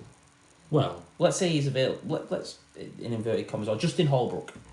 If Justin Holbrook wasn't with the Roosters next year, and Leeds get off to a bad start, there's a very easy win there. Go and sign Justin Holbrook, because he will start to sort your club out. He's proven to do it. I wouldn't, but I don't think he would go. But that's a different matter. But until this cycle of change the coach, give him a year, have a bit of an improvement, then fall off, and then get rid of him in your third season, changes, because that's what happened with Agar. They improved under. They won the cup, didn't they, under Agar? Yeah. It was the second season that they fell off, and I think they sacked him at the start of the third one, didn't they? It was and then they brought Rowan Smith in. Yeah, you've got to change that cycle, and we talked about culture and all these things that the buzzwords, but that's right. Clearly, there is some underlying issue at Leeds. Who has let Sam Walters leave? Who has let Cruz Leeming, England international club captain, leave? Who's let Blake Austin go on a podcast and complain about the CEO, and then just get rid of him? Just get rid of him in the with 6 weeks to go. It's a very strange one. And then it's coming from the top, isn't it? And then think about that. Not have a half-back for next year, because Caesar's going to West. Austin wanted to stay with a 2-year deal. You didn't give it him, so he started complaining, so you get rid of him. Then Caesar announces he's leaving. Yeah. You bring in a full-back when it's the only position that you've got sorted, because you've got Richie Myler there, so Myler's going to have to go back in the halves. I've stopped guessing what Leeds are going to do. That's what I mean. They've signed forward. Lockie Miller to play full-back, they've said. The club is lacking, I think, one, leadership, definitely, and I think that's coming from on the field as well. Yeah. You look to the Leeds Golden Age, they had leaders all over that park: Peacock, Sinfield, Maguire, Burrows, Kyle Luluai. They've not really got that anymore on the field. Cam Smith is doing a good job as captain, but he's still a young lad, and I like him, me. I do. I think he's a really good player, and I think actually to put the captaincy on him, I think was a very big one. He's doing early, well, wasn't it? It was very early. But I think for captaincy on him. Obviously Stevie Ward, who was the captain for a bit, had to retire with concussion injuries and head traumas and things. So I think they're lacking leadership on the field. They're definitely lacking leadership from the top with Gary Hetherington. And I just think this game, Huddersfield versus, obviously Huddersfield, I don't even know if he said the score, but Huddersfield have come out 21-12. winners, 21-12. And I just thought I'd bring up that on Ron Smith because this game was interesting because it's two clubs in a similar position. Yeah. They've had coaches who've been in for a good number of years now. They've had a bit of success. Huddersfield got to the Challenge Cup final, Leeds got to the Grand Final under these coaches. There is And actually they find quite- themselves in a similar boat, Well, don't they? let me just There's some similarities there, aren't there? let me big just similarities. pose you this question. A similar line. But let's say Huddersfield and Leeds both missed the 6. Yeah. That's 2 bad seasons. I mean, that's That's looking likely dreadful. right now. It's looking very likely. That's Which is dreadful worse? Is for that your both of question? them. Forget which is worse. If they don't get sacked in the off season, if they don't get off to great starts next year, and someone becomes available, it's literally going to be a shoot off. Who bites the bullet first? You mean if there's a good coach available? So let's say Huddersfield and Leeds struggle next year, Yeah. and there's a coach in the NRL that everyone wants, Justin Holbrook, because he was the one that Warrington wanted and whoever. Yeah. And he's available and he wants to come to England again. If you're Leeds and you're Huddersfield and you're sat there and you're going, if I don't sack him now, they might sack him and get him first. It could actually get to the point where you're going, well, do I sack him first so I can get the new guy? Because we both want him. There could be a point, I don't know, Paul Rowley got mentioned for the wire job. If Leeds Yeah. were to depart ways, would they look to someone like a Port who's gone in and done good stuff with Salford, brought in big names like Could do Brody far Croft? worse. You could do You far try and worse. get him in and give him a chance. No disrespect to Salford, but it's a bigger But does club. that win Gary for Leeds. Edrington support with the fans? Going getting Paul Roll? Well, I don't think Etherington is in a good No. position with the fans at the minute. Obviously, with what's going on with the club and what's been said, so Yeah.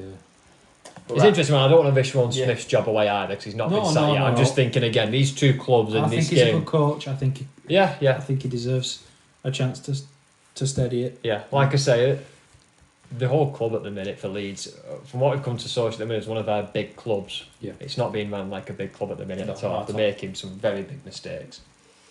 But there's a little bit of a controversy around this game before we wrap up. Jake Connor's drop goal Yeah. I've seems never to known much like this. completely miss the goals. Well, it's hard to tell, isn't it, on the camera? It's hard to tell, but there is an angle from behind that I've seen on Twitter The that looks like it misses. so the in-goal judge gave it Yes. as And then Jake Connor runs back laughing, yeah. bemused by something as if Well, he he thought didn't- it was missed. He didn't claim the drop goal. No, He didn't he celebrate. didn't celebrate. And then he cheered a little bit.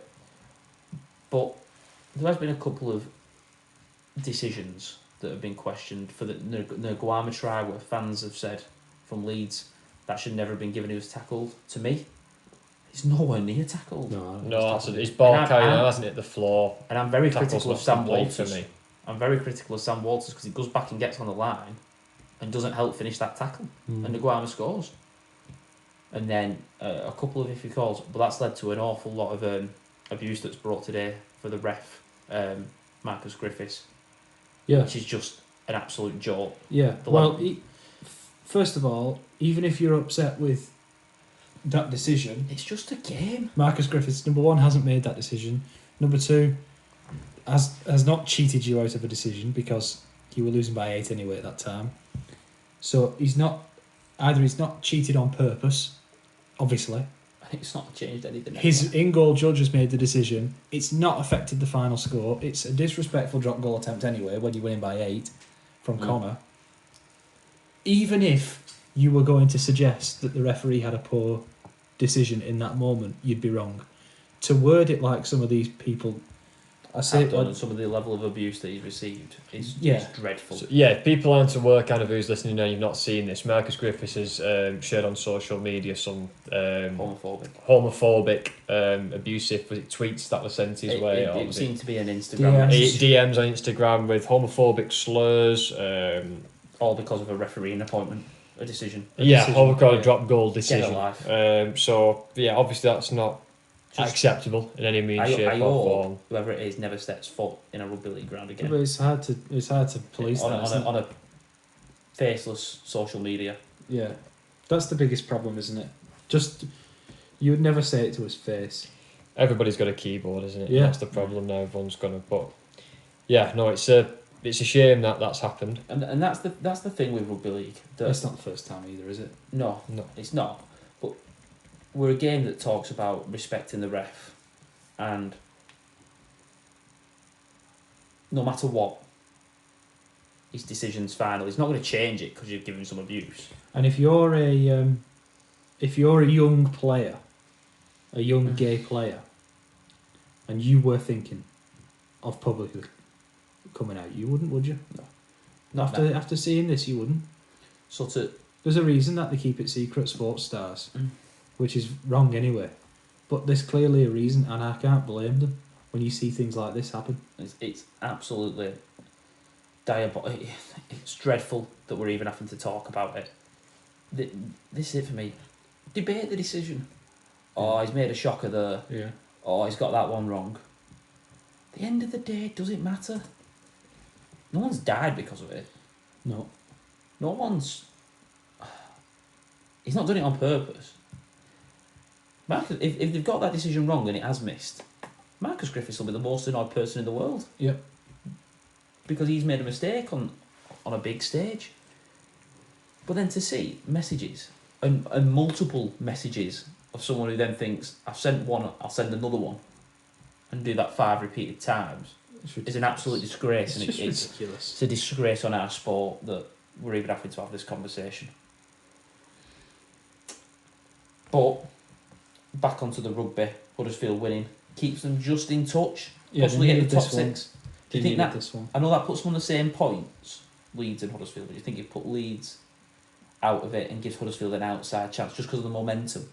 I don't give either of them a real. They've both got a fighting chance, but I don't realistically think they'll catch. Well, up. we said at the start of this segment, I think the top 6 is It's a Wyre and 7, Salford, and then Hull KR are going to be the one contending it. I There's think 3 those fights. 3 that are on Huddersfield 20. have got to play Lee, both Hull clubs. You've got to catch up. Huddersfield. You've got to catch up 3 people. That's the thing that's difficult. I think the 4-point gap at the minute with only 4 games remaining is too much. And Leeds having to play Hull FC, us, Catalans, and Cass on the last day. I can't see them getting 3 wins, let alone 4 and other teams losing. That 5th and 6th spot, like you said there, Matt, is running down to that 7 with Wyre, Salford and Hull KR. Those 3 are competing for 2 places. Yeah. For me, I think the other ones just might be out of They it. might just have something glimmer of hope. They won't give up. they'll They keep won't fighting. give up. Rightly so, but yeah, I think the deficits might be a bit too much at the moment. All right, that wraps up Super League. We'll come back. We've got a bit to talk about in the NRL, a little bit of news, and some predictions. Thank you.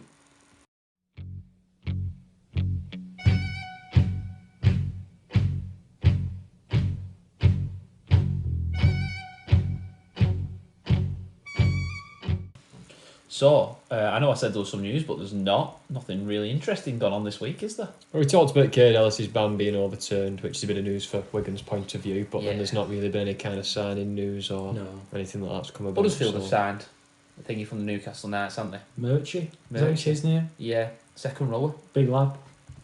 Was he from Newcastle? See Ian Watson's comments? Just seen a picture of him in a Para. He He played for Para, then went to Para, Newcastle. yeah. Oh no, is it right? Okay.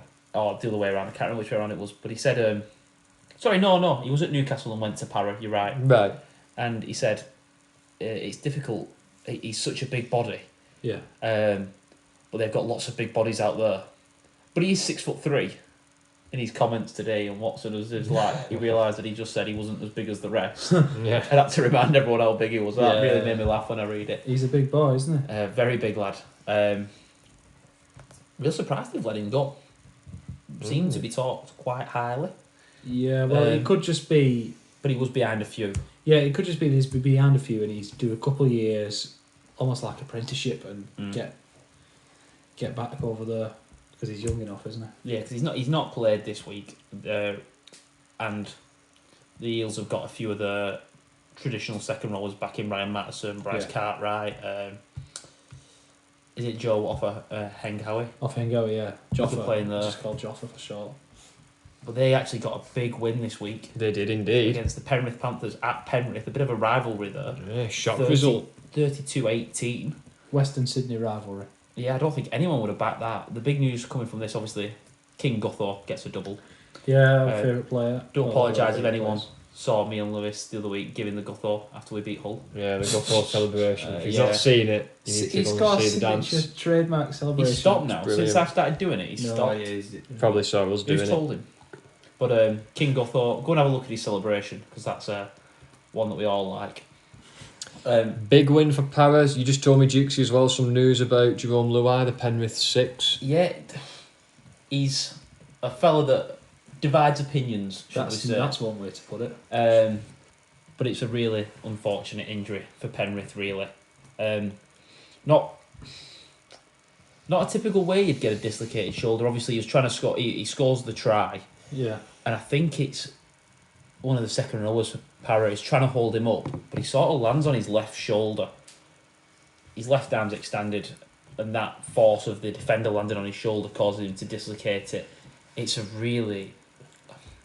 nasty tough injury, Well, isn't it? they've done it tough, haven't they, Penrith? Because Cleary's only just really come back from an Yeah, injury he's in been a back couple about of 4 them. weeks They've had now. their half-back partnerships back up and running, and the 6th, Luai's got injured. Well, obviously, they rested Dylan Edwards. Dylan Edwards didn't play. It's Jack Coggerin, isn't it? The backup half. Yes, but he played 9 for them. Oh, did it? Yeah, he played 9. They rested a few. And it's brought up actually a big discussion, and we're going to talk about it here. We obviously have, if you finish in the top 2, you have the bye. Yeah. For us in Super League in the playoffs. Over there, if you finish in the top 8, you play a game in the first week. It's what we used to have a top We eight used, like this. we used to have it the same system. You get a second chance. And you get a second chance. And if you win your semi in the top 4, you get a week off. We're going to talk about it later, but Brisbane and Melbourne play each other today. Potentially going to play each other in a semi the week after. And both of them are missing near to 10 players each. That they're not playing because they're not risking a HIA. They don't want to risk an injury the week before the playoffs. With the mandatory 11-day sit-down, the likes of Kale and Ponga, especially players that have got a history of HIAs, would you risk them in a game? Because there's no one If you're guaranteed a position. one if you're fighting to incidental get an 8, contact. Yo, if you're fighting to get into the 8, you know you have to play your best players anyway. But yeah, any incidental contact then means you're not playing in your very important match. And the top 4 set, so you can't drop out of that. So you've got a chance to get a week off anyway. Might be worth just resting a few of your key men, especially. Yeah, your key men I think you've got to rest your key men. Yeah. It's an interesting one. I know there used to be... It used to happen, didn't it, when we had the same system and you used to get teams and that might rest if they knew they were Guaranteed a spot or whatever. Yeah, You couldn't so, move up or down on the last day. yeah. Them guys, like You can't blame teams for doing it. You see No. why, from a tactical point of view. You want Yeah. the big players fit for the big games. But yeah, massive win for Parramatta this. Now, everyone's favourite second team, the Wars, the New Zealand Warriors, managed to beat St George. They weren't playing at the fluent best, but again, just winning games, another 2 points. And I think that now guarantees them top 4. So they're going to have They're going to have a second chance if they lose. and if they If the they table do lose, stays the same, they're it's going to play a home Penrith in the first game. But it seems like both Brisbane and Penrith are trying not to play each other because yeah, Brisbane don't want to play Melbourne in a semi. They've got a bad record against Melbourne, so they're going to try and lose to Melbourne and hope Penrith win to get top spot so they don't play each other. But then if Melbourne win, they could go to third anyway and still play them in a semi. It's a really weird situation, that table. Have New Zealand been the success story of the NRL this year, do you think? I think Because I would have tipped them to finish 3rd, which I think they're currently sat in, aren't they? I'd have finished if it get them top 8 I don't know. because of the fact they've got the games back in New Zealand this year. I think that just said to me, Yeah, they're going to pick the games up at home and they weren't going to have the flat out end of the season where everyone's tired and they want to go home. So I thought they were going to get top 8.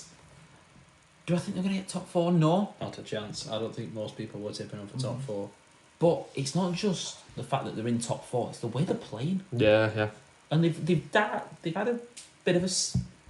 What's the word? They've dropped a level in the last couple of weeks. Yeah, But is this just the perfect run to the finals? That's what I think, and if they're timing it well. My one concern for them is they haven't got a lot of experience in finals.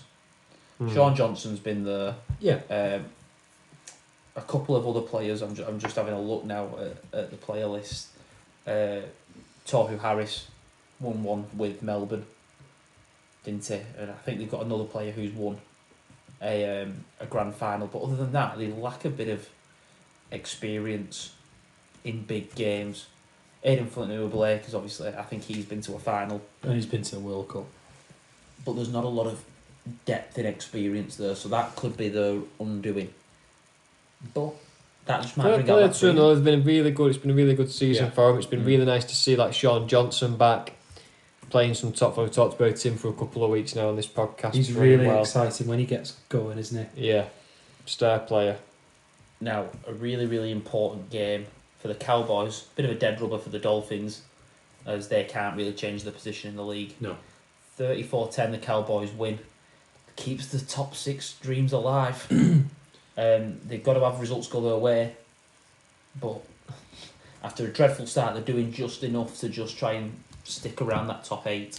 It's been a weird season, hasn't it, for the North Queensland Cowboys? Yeah. It's been a bit Very- picked up very good results in some areas and then lost. When you talk about Games in Leeds others. being consistently inconsistent, these have been the opposite. They were dreadful, brilliant, dreadful, brilliant, So that is consistently but inconsistent. it's for 5-6 weeks. It's Yeah. not game to game.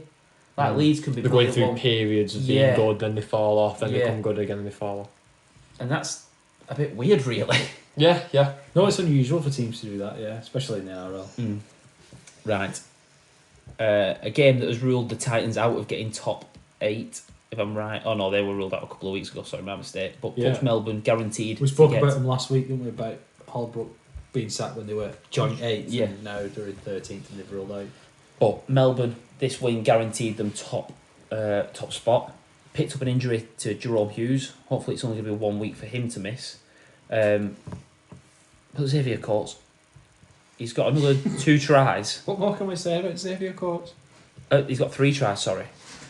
He is the best player in the air I think I've ever seen. Yeah. Every time he Yeah. leaps for the ball, I don't think I've ever seen him lose a contest in the air. It's weird. It's really weird. No, he's so good at that. Yeah. But they win 37 points to 16. If you've not seen his try, they set up a try where they score on the blind on the left hand side, on a short side. Harry Grant jumps out from 9, puts Cameron Munster through a gap, and throws the most outrageous dummy you've ever seen, and 3 defenders buy it.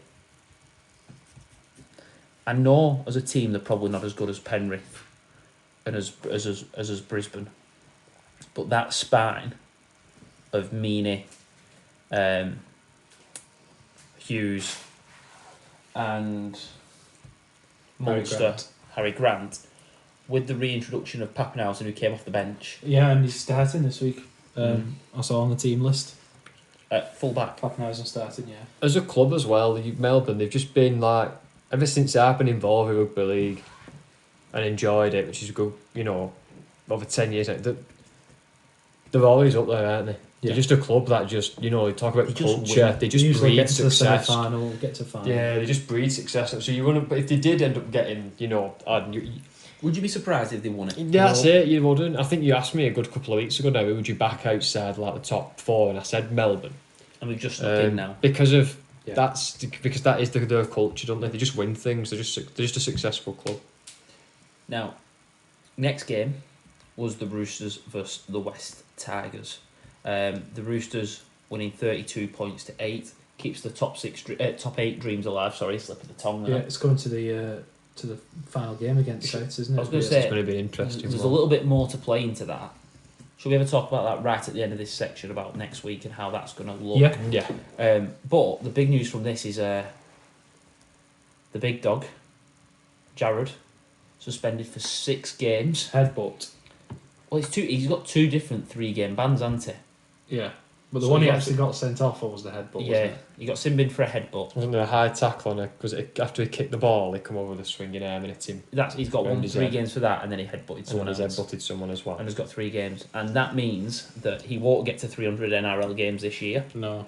And the only way he gets to go to Las Vegas next year is if the Roosters get all the way.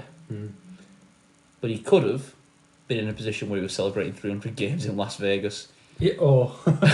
Now, rugby league's track record of things going wrong might not be the best idea of celebrating 300 in Vegas. Vegas. But the Roosters keep the top 8 Dreams Alive. Sam Walker was reintroduced. He was very good, actually. He He was very impressive. Very good. So he got dropped and then picked up a bad injury in the New South Wales Cup. So good to see him back. Now, the Raiders played the Broncos. Good The game, this one. Very good game. Sky Very, very high Sports, standards. Saturday morning. It was Croker's last home game Yep. at Geo Stadium in Canberra, so they made Could a they big not get a deal. home semi? Um, A home eliminator, sorry. It was like home regular season game. Yeah, if they could finish fifth or If sixth. they finish 5th or 6th, well, I They don't would think need will, Cronulla but- and Newcastle to one of them to Yeah, lose. I think the thinking is they'll finish 7th, so this is his last home game. Yeah. But Rapiner sin binned again. Yeah, yeah. It's 3 weeks in a row now. He's been sin binned and fined for a trip tackle. But He's he's got not a- picked up a ban. Yeah, he's got to sort it though, hasn't he? Because 3 times in 3 weeks. if he's getting a reputation and then they'll just ban him anyway. He's really waiting 3 for a times patch. on the bench should call for a ban, shouldn't it? He's clearly not learning his lesson I from think he got fans. sin binned for 2 on 1 they missed Right, at the game, but then he got fined after it. right. I just don't know how you can get away with it. Like, really? No. But there is a big talk, a big bit of moment. At 29-18 with about 40 seconds left, Yeah. the free spirit that is Jordan Rapana still believes he can win the game and decides to try and chip and chase. Bowling for Reece Walsh. Absolutely lightning to sprint back, catch the ball, and then hold his knee. Now, I have 2 issues with this. The first one is he sprints back. So clearly his knee can't be that bad. He's not bad. He's being silly. He's trying to get all the cameras on him so that he can hear the who to go and then throw it out. That's what he's doing, isn't it? But if he was injured, You just cut out. you just go down, or you just pass it to one of the 6 other players that were there. But he's got a bit of a smirk on his face. That's his personality. And the he's a Raiders players are like backing off him, going, "Oh, what's open?" He enjoys that sort of thing. Yeah. So. Only for Joseph Tapani to come on the inside and absolutely nail him. He hits him with a big shot. Legal. Completely legal. Yeah, The just game is bends still his playing. back and puts his shoulder into He it. didn't get down and take the tackle. Tapani will argue that he was trying to dislodge the ball. I don't know, that'll probably be his argument. Yeah. But a lot of people have been really getting on Tapani's back, and it's against split opinions. That some are saying it's completely fine Yeah. because the game was rolling, and I think that's our 3 opinions. isn't Play it? to the whistle. It's a fair game. If you want to take the ball and be, walking around with it, wasting time, then that's fine. So But if he don't drop- be, if he don't drops be to the surprised. Yeah, if he drops to the floor and Tapani, Yeah. dives on him with a big Yeah, shoulder yeah. into him, whatever, then that's a bit of a cheap shot. But if you're walking around with a big smile on your face, the ball in your hand, waiting for the hooter to go so you can throw it out, don't be surprised if someone's going to come and hit you. And he absolutely cleans him up. I've seen people calling it a dog shot. Definitely wasn't a dog shot. No. I've seen lots of A dog different- shot would be if he was already on the floor. Yeah. Like what Mitchell did last week to Tyson Frizzell. Yeah, That's That what wasn't right. usually they describe as dog and shot. it's actually brought up an incident from Joey Manu from last year, where he Yeah. took the ball off. I think it was a rebounded kick, and then he holds his hamstring as if he's pulled his hamstring. The St George players stop and just look at him, and he flies through a gap and scores. That was really wrong. That was really I wrong, was and really- I was really ashamed of rugby league. Yeah. And I would have banned him for it as unsportsmanlike conduct or whatever the right term is. But you can't risk it, because what if Walsh does the same thing Yeah. and the Raiders miss out on a place in the playoffs or a certain position because of points difference? The points difference is already bad anyway. So we all That think is a it's bad completely fine. situation, because if you're playing the game and you actually do get legitimately injured and you go down screaming in pain, you would hope that your opposite players have enough respect for you that they're not going to jump on you, whatever. See that you are physically hurt, and again have your duty of care and your best interest at heart. To someone who would respect you, someone who plays the game. We know injuries are part of it, and if that happens, that is going to lead to people just going, right, well, I don't know if he's injured or not, if he's doing a Joey Manu gamesmanship, so I'm going to have to put him on suspicion. Yeah. And that is a position. If I was a professional, I would want to be. If I snap my hamstring or something like that, and I'm going down in pain, I do not want. I think that's the thing, Someone though. just It's coming the in. fact that he stood up and he was Having a laughing. shot. Yeah, he wasn't injured. The- He stood up with a big smile on his face, walking around with the ball in his hand. So that's fair. Yeah, he wasn't injured. He wasn't. It's fair game. He wasn't injured. Right, 2 games left. Obviously, the Rabbitohs had a bye this week, which got them a guaranteed 2 points, Yeah. which might be the Which most they important thing needed. for them. Now, the Sea Eagles versus the Bulldogs, both of these teams are Already way out of it. Mad The Monday. Sea Eagles have fallen off a cliff in terms of results. But they are the right mascot to fall off a cliff, though. They can survive. Oh, wow. We need to improve our banter. But they won 42 points to 24 against the Bulldogs. That was the news I wanted to talk about. Bulldogs. Oh, Thompson. Thompson going to the Roosters. Apparently a done deal. Players have stormed out of training Oh yeah. because... Oh, the Bulldogs. There was Yes. a punishment. What was What was his the name? punishment thing? Thingy Burns. His name's Burns, last name. Braden Burns. Braden Burns. I don't know. There's a few Burns in NRL. I'll have a look for his name and see if I can find it.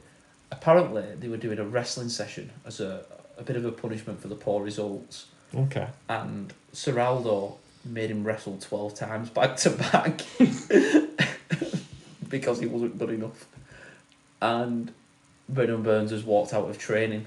And I'm didn't gonna a few others follow him? A Though? few others I have think followed seven in the end. 7 left training, which is Jeez. that's a lot, isn't it? It's, What does that do for I your know. club? As a coach, one As a walking out. coach, Phil Gould, When who's one kind of in walks charge out of and this. 6 follow him out the door. To me, if you're Phil Gould, what do you do now? And to me, at that point, if the players have literally stopped playing for the coach, they're literally walking out of his training sessions. Yeah. But then do you back the coach? Or do Well, you they've- give the coach? That is a really... They've given him a long contract and a lot of money. It's a really So, hard predicament. the to report be that in. I've just seen is there's trouble brewing at Belmore. News Corp report that Braden Burns walks out of training session last week and has since left the club. It's understood his manager is looking at opportunities via Super League. Well, which Super League club is going to take a punt on him if he's walking out of training? Plenty, I reckon. Yeah. Plenty. But this is the point that he is out of contract next season. So he's not got a contract for next year. Yeah.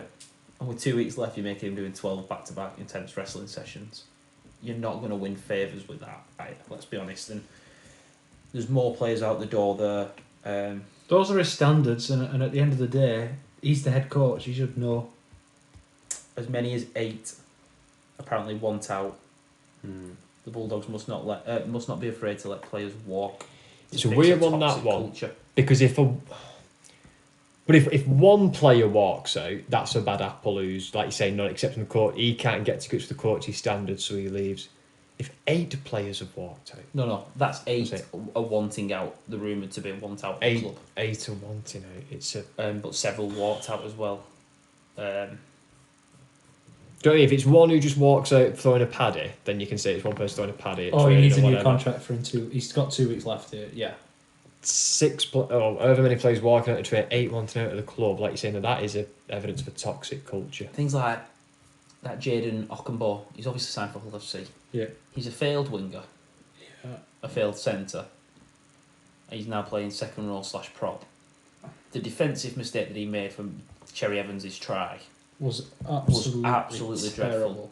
Cherry Evans takes one step out from behind the ruck.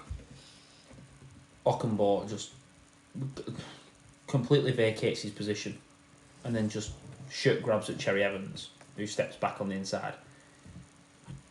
They have got a toxic culture. And I mean, you don't maybe 8 need- players walking out is You a don't good need sign. us to tell you about Jaden Ockenbaugh's off the field issues issues as well. Like If you go and have a research of Yeah. that, and you can look those up if you would like, but I wonder what this is a real. Do you know? Is it? Tavita could they Pagai throw, Jr. already walked out to take up a career in boxing. Yeah. they're he's also 27. throwing no big money at people. So is Yeah. this a case of people who are, massive money. they're going there for the money and they're not really again buying into the club wanting success? It's just I'll get paid for it. And I think that's what it is. I think the players that have gone there for the payday. Do you think that's before Seraldo's got there? Yeah. So And so this it's not is- necessarily this is Gould and Yeah. Seraldo it- trying to set standards. it's their mess to clean up. It's not necessarily their mess. They didn't create it, but it's theirs to clean up. It's their job. They've got to do that. money cut out for them. But they've got a difficult They've got job. the work cut out for them. Yeah. Right, last game was a big one. Knights beating Cronulla 32 points to 6. This puts Knights favourites to finish 5th. and makes it ever more likely that Cronulla are going to get a home eliminator against Canberra. How many wins is that for the Knights, mate? Consecutive. Back to back, 8. That's ridiculous. 8 back to back. That's Brilliant, really NRL. impressive. Considering before that they'd won 5. I'm really enjoying watching the Knights play. I watched this game because Yeah. this one was on telly, and I'm really enjoying watching the Knights play at the minute. They play some good rugby. This is going to be really massive Obviously, for the Ponga's Knights. exciting. Ponga's going to miss this week with a failed HIA. This is going to be massive because if they can get a result next week, and next week they're playing the Dragons, which is probably the opposition you want to play. Yeah. If they can get a result and have a good defensive performance and win this game 18-4, for example, that shows some level of defensive grit. We can win games without Ponga, and we're going to put him out back now to get 30 points. We're going to put him in. We can win games by 12, 13 points, 12, 14 points, sorry, without him. I think that might just worry a few teams. They're probably the form team in the comp. Yeah. The rugby Yeah, they're yeah. playing. No, really, they definitely really are. impressive. They 8 definitely are. consecutive wins, yeah, definitely the farm team of the comp, you'd have to say. Well, them are the Warriors. And if you were picking outside of the top 4, or that middle thing, and you put in the Knights, Cronulla, Canberra, Rabbitohs, North Queensland, Sydney Roosters, because they're the teams that can make the 5 to 8 spots. Knights will be the ones that think they can challenge the top 4. Yeah. Yeah, I well, really the do confidence think that- will be sky high, you know, if they're running 8 for They're 8. going to have to do it tough. Sky high confidence is right. They're definitely going to have to do it tough. But I think they've locked up for that top 5, for 5th. Now, we said we'll talk about that top 8 battle. And they were They were out of it. they were outside chance to get the top 8, weren't they? Going off topic, well, no, I'm sticking with the Knights, but just a bit of a different take on this as well. I think it's really good because we've got a couple of English players there now to the Knights in Will Price, Kai Pierce-Paul. Yeah. We want them going into a successful team, you know, so they can pick up some good form. I don't like... Not just successful. If the Knights hadn't won these 8 games, and you're looking at them and they're sat in 15th, 14th, I've actually seen some Newcastle Knights fans asking in Wigan forums, what do we expect from Pierce-Paul? And that's a different conversation to be had. But if they're expecting him to come over and change things and get them from a bottom 8 to a top 8 side, that's an awful lot of pressure. If they're in and around the 5 to 8, you can take time to bed him in.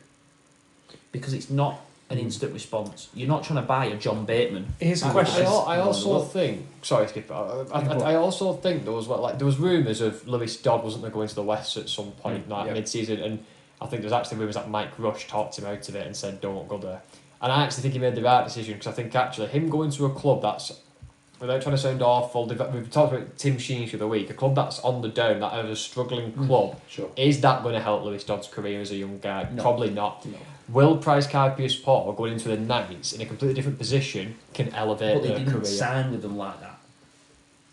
They didn't sign with No. these. And this is what my question was. Would the Knights be... If you're would the Knights Dominic be- Young Yeah. and you are thinking the Knights are 5th, the Roosters have had their issues this year. When you sign for the Roosters, I know you're making that money sign at me. I know he signed for the money, and I don't blame him for that. And living on Bondi. Right, but yeah. And Rather be in Blackpool. Andrew's going to win a comp first. But you've got Will Price and Kai Pierce-Paul coming over to this team. You've got an exciting full-back halves partnership. You've got some good forwards. You've won 8 games in a row. Are you thinking now, I might like to stay and see what happens next year? Because I would certainly be thinking. I'd be thinking it. I wouldn't backflip, I but think he'd still want to go to the Roosters. no, he won't backflip. But I think he'd still want to go to the Roosters I mean, the purely Roosters have because signed his brother, so he that's signed his brother. Yeah. But I still think the Roosters are closer to winning a comp.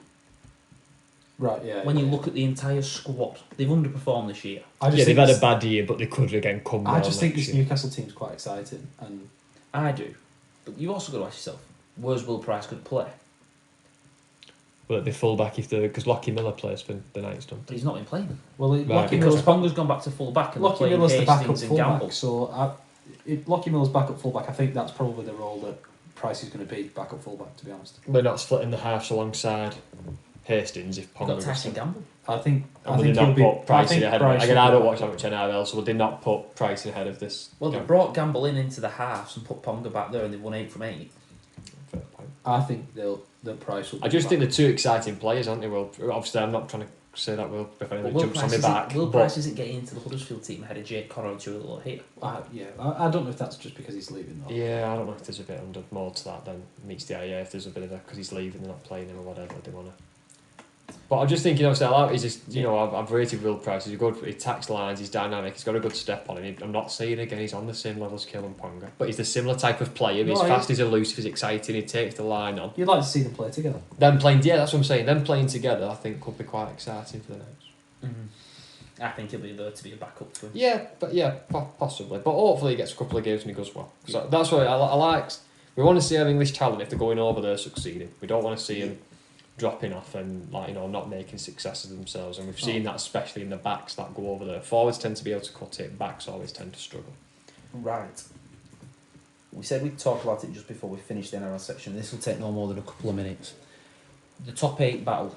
So currently, Cronulla are guaranteed top 8 because of points difference and the points that they're on. The Raiders sit in 7th on 32.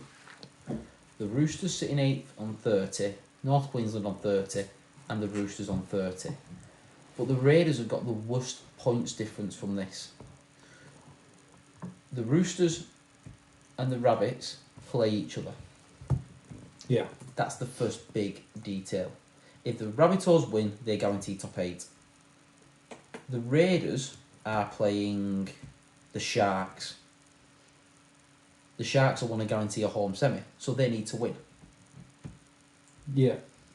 If the Raiders lose, and North Queensland, who are they? North Queensland are playing Penrith, who are going to rest a lot of players. Yeah. If Cronulla win and beat the Raiders, there's going to be a winner out of the Rabbitohs and Roosters. Yeah. The book of feuds to decide who makes top 8, Which is a story in itself. yeah. But then if North Queensland beat Penrith, the Raiders might slip out of 8. Yeah.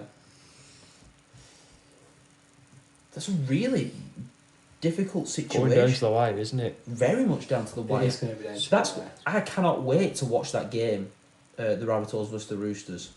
It's going to be on Friday.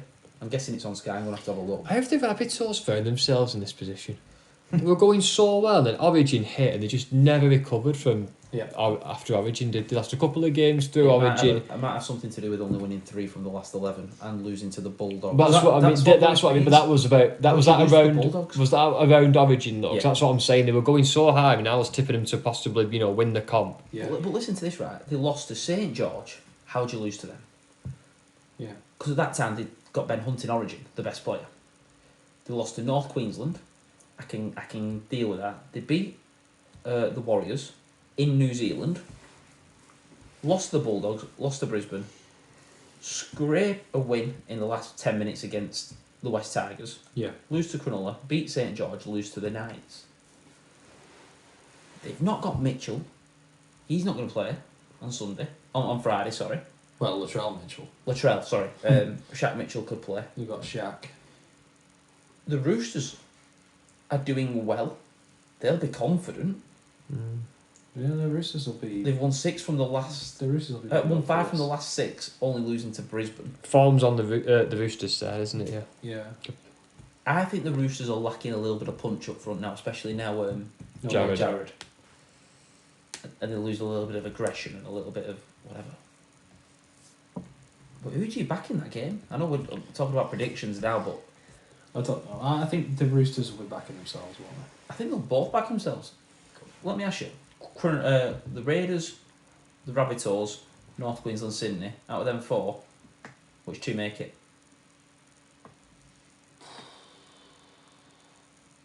I hate to say as a Raiders fan, but I think North Queensland will make it. I think South will make it and North Queensland will make it in expense of the Raiders. And then it's just whoever wins out of the Roosters and the Raiders. Yeah, I'd go with that. Souths and North Queensland, I think. Maybe. I think Souths. I don't. So they don't, because I suppose you don't get. Because there's been so much talk You're over only as what... good as your next game. I can't but- pick that or Book your of last Feuds game. but- But I ca- It's a weird one, that one. I think North Queensland will win, but I can't pick the Book of Feuds game. Did he? But I feel like South's almost. It's going to be so weird if Sydney beat South Sydney and got that spot. It almost feels like they're going to nick it from him. Because Sydney Roosters you wouldn't have put in the top 8 because a very bad day it were, but then they're coming good at the point where Souths have fell at the last point. It's so weird how it's The ended up working Rabbitohs were out. top of the comp after 8 rounds. The Roosters were being called the worst team in the league. What is going on? Yeah, Get Robinson out. Imagine if on the last day they flip Yeah, they positions. flip it. The Roosters get in. possible. And it's a big possibility. Demetrio has to go. If they don't make the 8, he has to go. We're saying they were definitely going to get top 4 earlier on in the year, and now the possibility they might not even make the 8. It's one of them. Is it the curse of Wayne Bennett? No coach has ever done well after Wayne Bennett left. Because no one knows how to take over his man management.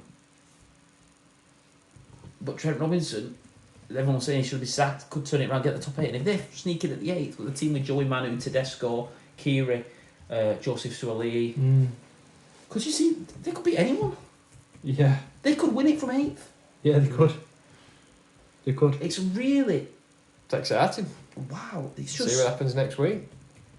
I'm going to go the Roosters and the Roosters and North Queensland. Roosters and the Cowboys. Yeah. No, sorry, no. The Rabbitohs and the Cowboys. Well, I'll sorry. go the Roosters and the Cowboys. I want to agree with you, Duke. So I think Rabbitohs and Cowboys. I think Rabbitohs deserve. Well, They've been the better team throughout the Deserve it season. when you it lose seems to the like. Bulldogs. Any team who loses to the I know, Bulldogs but deserve they've been the better team this year than the Roosters, haven't they? the Raiders might surprise everyone. They could beat Cronulla. The Raiders could And if they beat Cronulla by big enough, Cronulla get dragged back into it Yeah, and could they miss could it. beat Cronulla. Oh, it's mental. Big story from the Rabbitohs though. Jai Arrow. I forgot to mention this in the news. What, about his dog? Yeah. It's a bit of a touchy subject, that, isn't it? Well, yeah. So He's already been done once for... He's now had 2 dogs that have attacked people. Right, so is that all right? Is this the news? That's Yeah. pro. And this dog... Just get a golden retriever. and this at this dog... point. But this dog... If you've got a mullet and you've got a golden retriever, you'll still look cool. Golden retrievers are cool. You can still look cool with a The mullet. friendliest dogs on the You planet. don't have to have an aggressive dog just because you've got a mullet. That's not a rule. But Just get a goldfish. it's real... I honestly find it... like I can't believe I'm saying these words. They had a bring your dog to work day, and the story is that Jai Arrow's dog attacked the coach's dog, and people in South Sydney are accusing the Roosters of leaking the story to the press to give them an advantage. Dog Like, bite what games. is going on? Jesus, right. It's just mental, innit? Things you'd do to win a game of rugby league. Yeah. Playing mind games with dogs. Dogs, yeah. Right, that wraps up the NRL. We're going to come back with quick fire predictions, and then we'll be logging off. Thank you.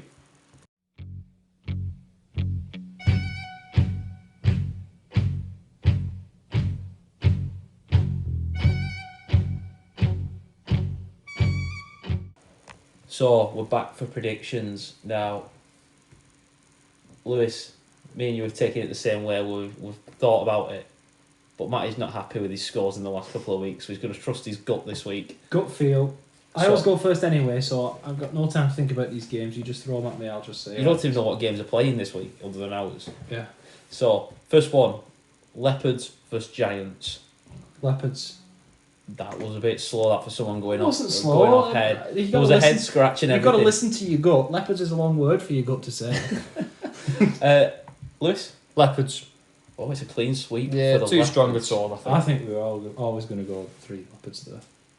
Are you going Leopards? I'm going so, Leopards yeah. as well. Get the season back on track, I think. Yeah, they've had the Yeah, hangover week now. They Yeah. should be looking to bounce back at all in front of their own fans. Then we've got Hull KR versus Catalans. Catalans bounce back. I'm going to go for an upset. I'm going to go Hull KR. I'm going to have to stick with Matty. Catalans will need a bit of a response. Bit of a response, and a lot of players will be feeling really negative after that. I think I just think away to bounce back away from home at Hull KR, which we know has What been a tough ground for the big clubs this year. I think. What I will say, if Hull KR win, I think that puts them favourites to get top 6. Your logic, you're logically sound, Lewis. I do think that Craven Park is a tough place to play. I just think the response that Catalan need Yeah. is massive. Just a hard place to respond is what I'm thinking. But yeah, I could see it going. If Catalan win, I wouldn't necessarily be surprised. But I'm going No, I do yeah. think it's a bit of an upset going for Hull KR. But This I'm one gonna can go go for either way. Yeah, I'm Yeah. going to go Hull KR. Okay, next one for you, Matty. Hull FC versus Leeds. Hull FC. Hull FC to keep the top 6 dream alive. Yeah, go for it, Hull FC. Tony Smith. I don't know that one. Not confident. Lewis, you're a bit stuck here. You want 17 from 18. Well, they're keep both the on the crown. same points, aren't they? They're both on 20 points. It's in a that tough one. 8th, 9th, and 10th spot, whichever ones they fall into. I've not got the table up in front of me here. But Hull. I'm going to go for. Leeds falling at 8th, Hull at 10. But they're on the same points. Same aren't points, they? but a big points difference, about 150 between them.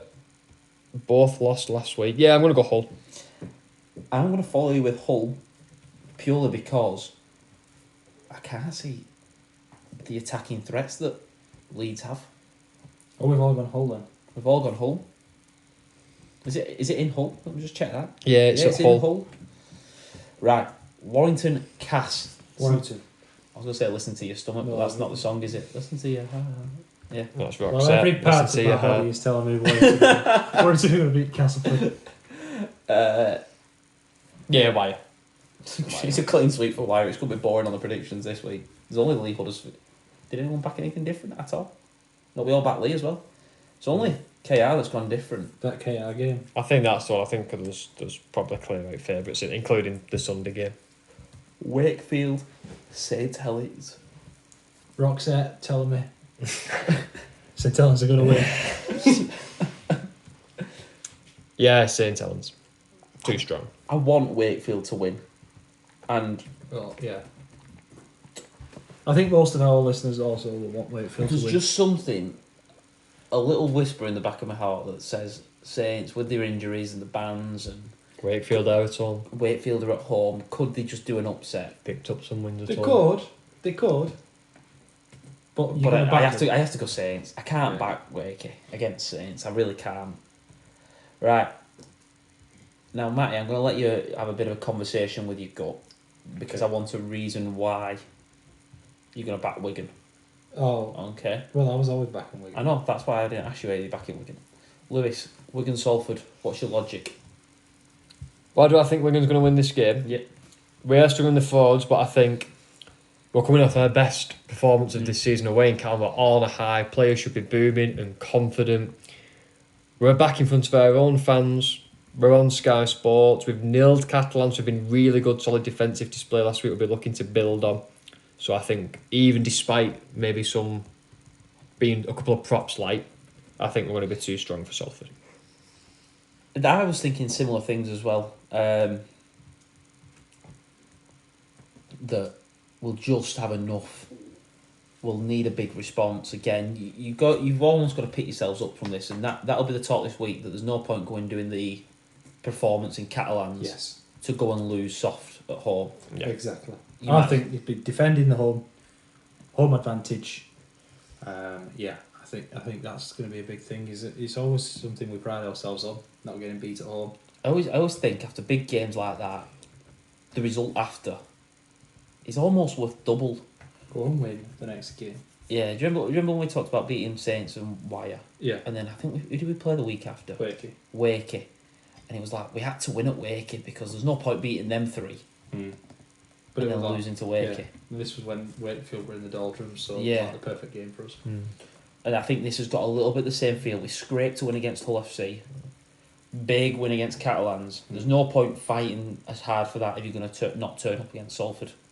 And Yeah. that's no disrespect to Salford. Salford have got a lot to fight for and are a good team in their own right. Well, we can't underestimate it. But we No. could just... I think there is a risk of just a bit of a fatigue factor.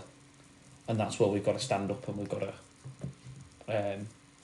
have a big response. No Dupree playing for Wigan either this game because he failed his HIA. That would have been an interesting Yeah. one. Dupree playing against his old Against club. his old team. I don't...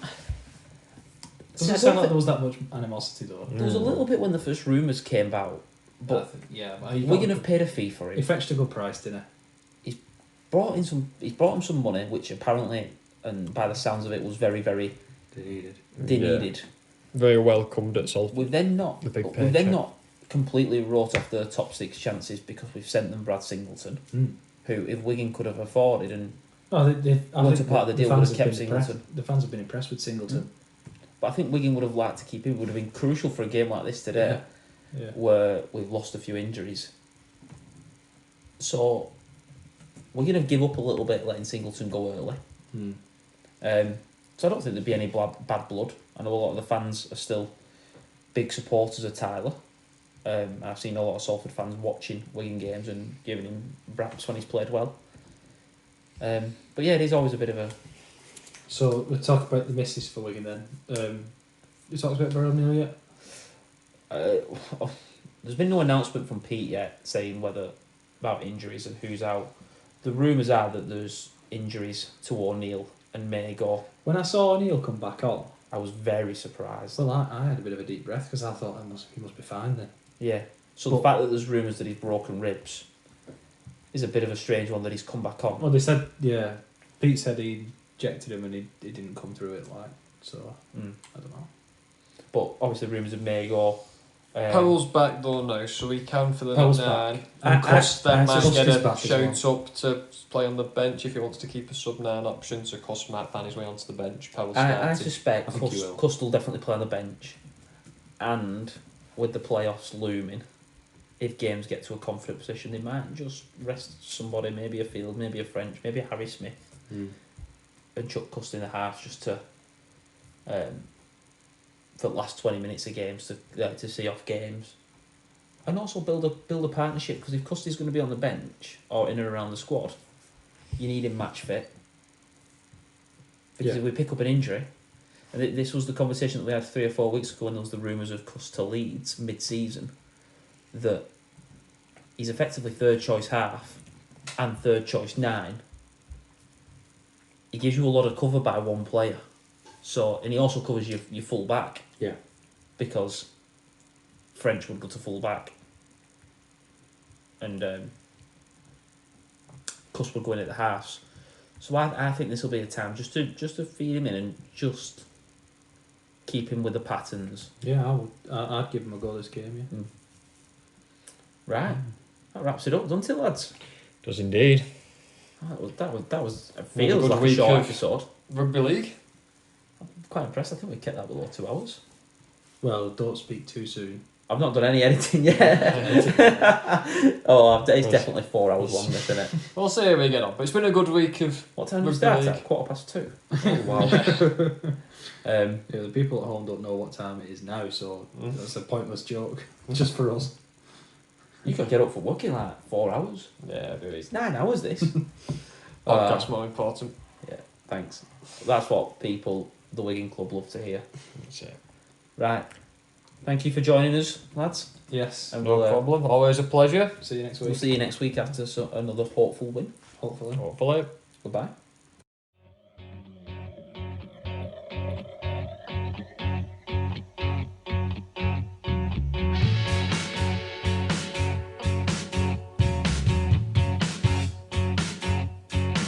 He'll put you in his trap, 'cause he's a union man. He's got it all figured out. He won't care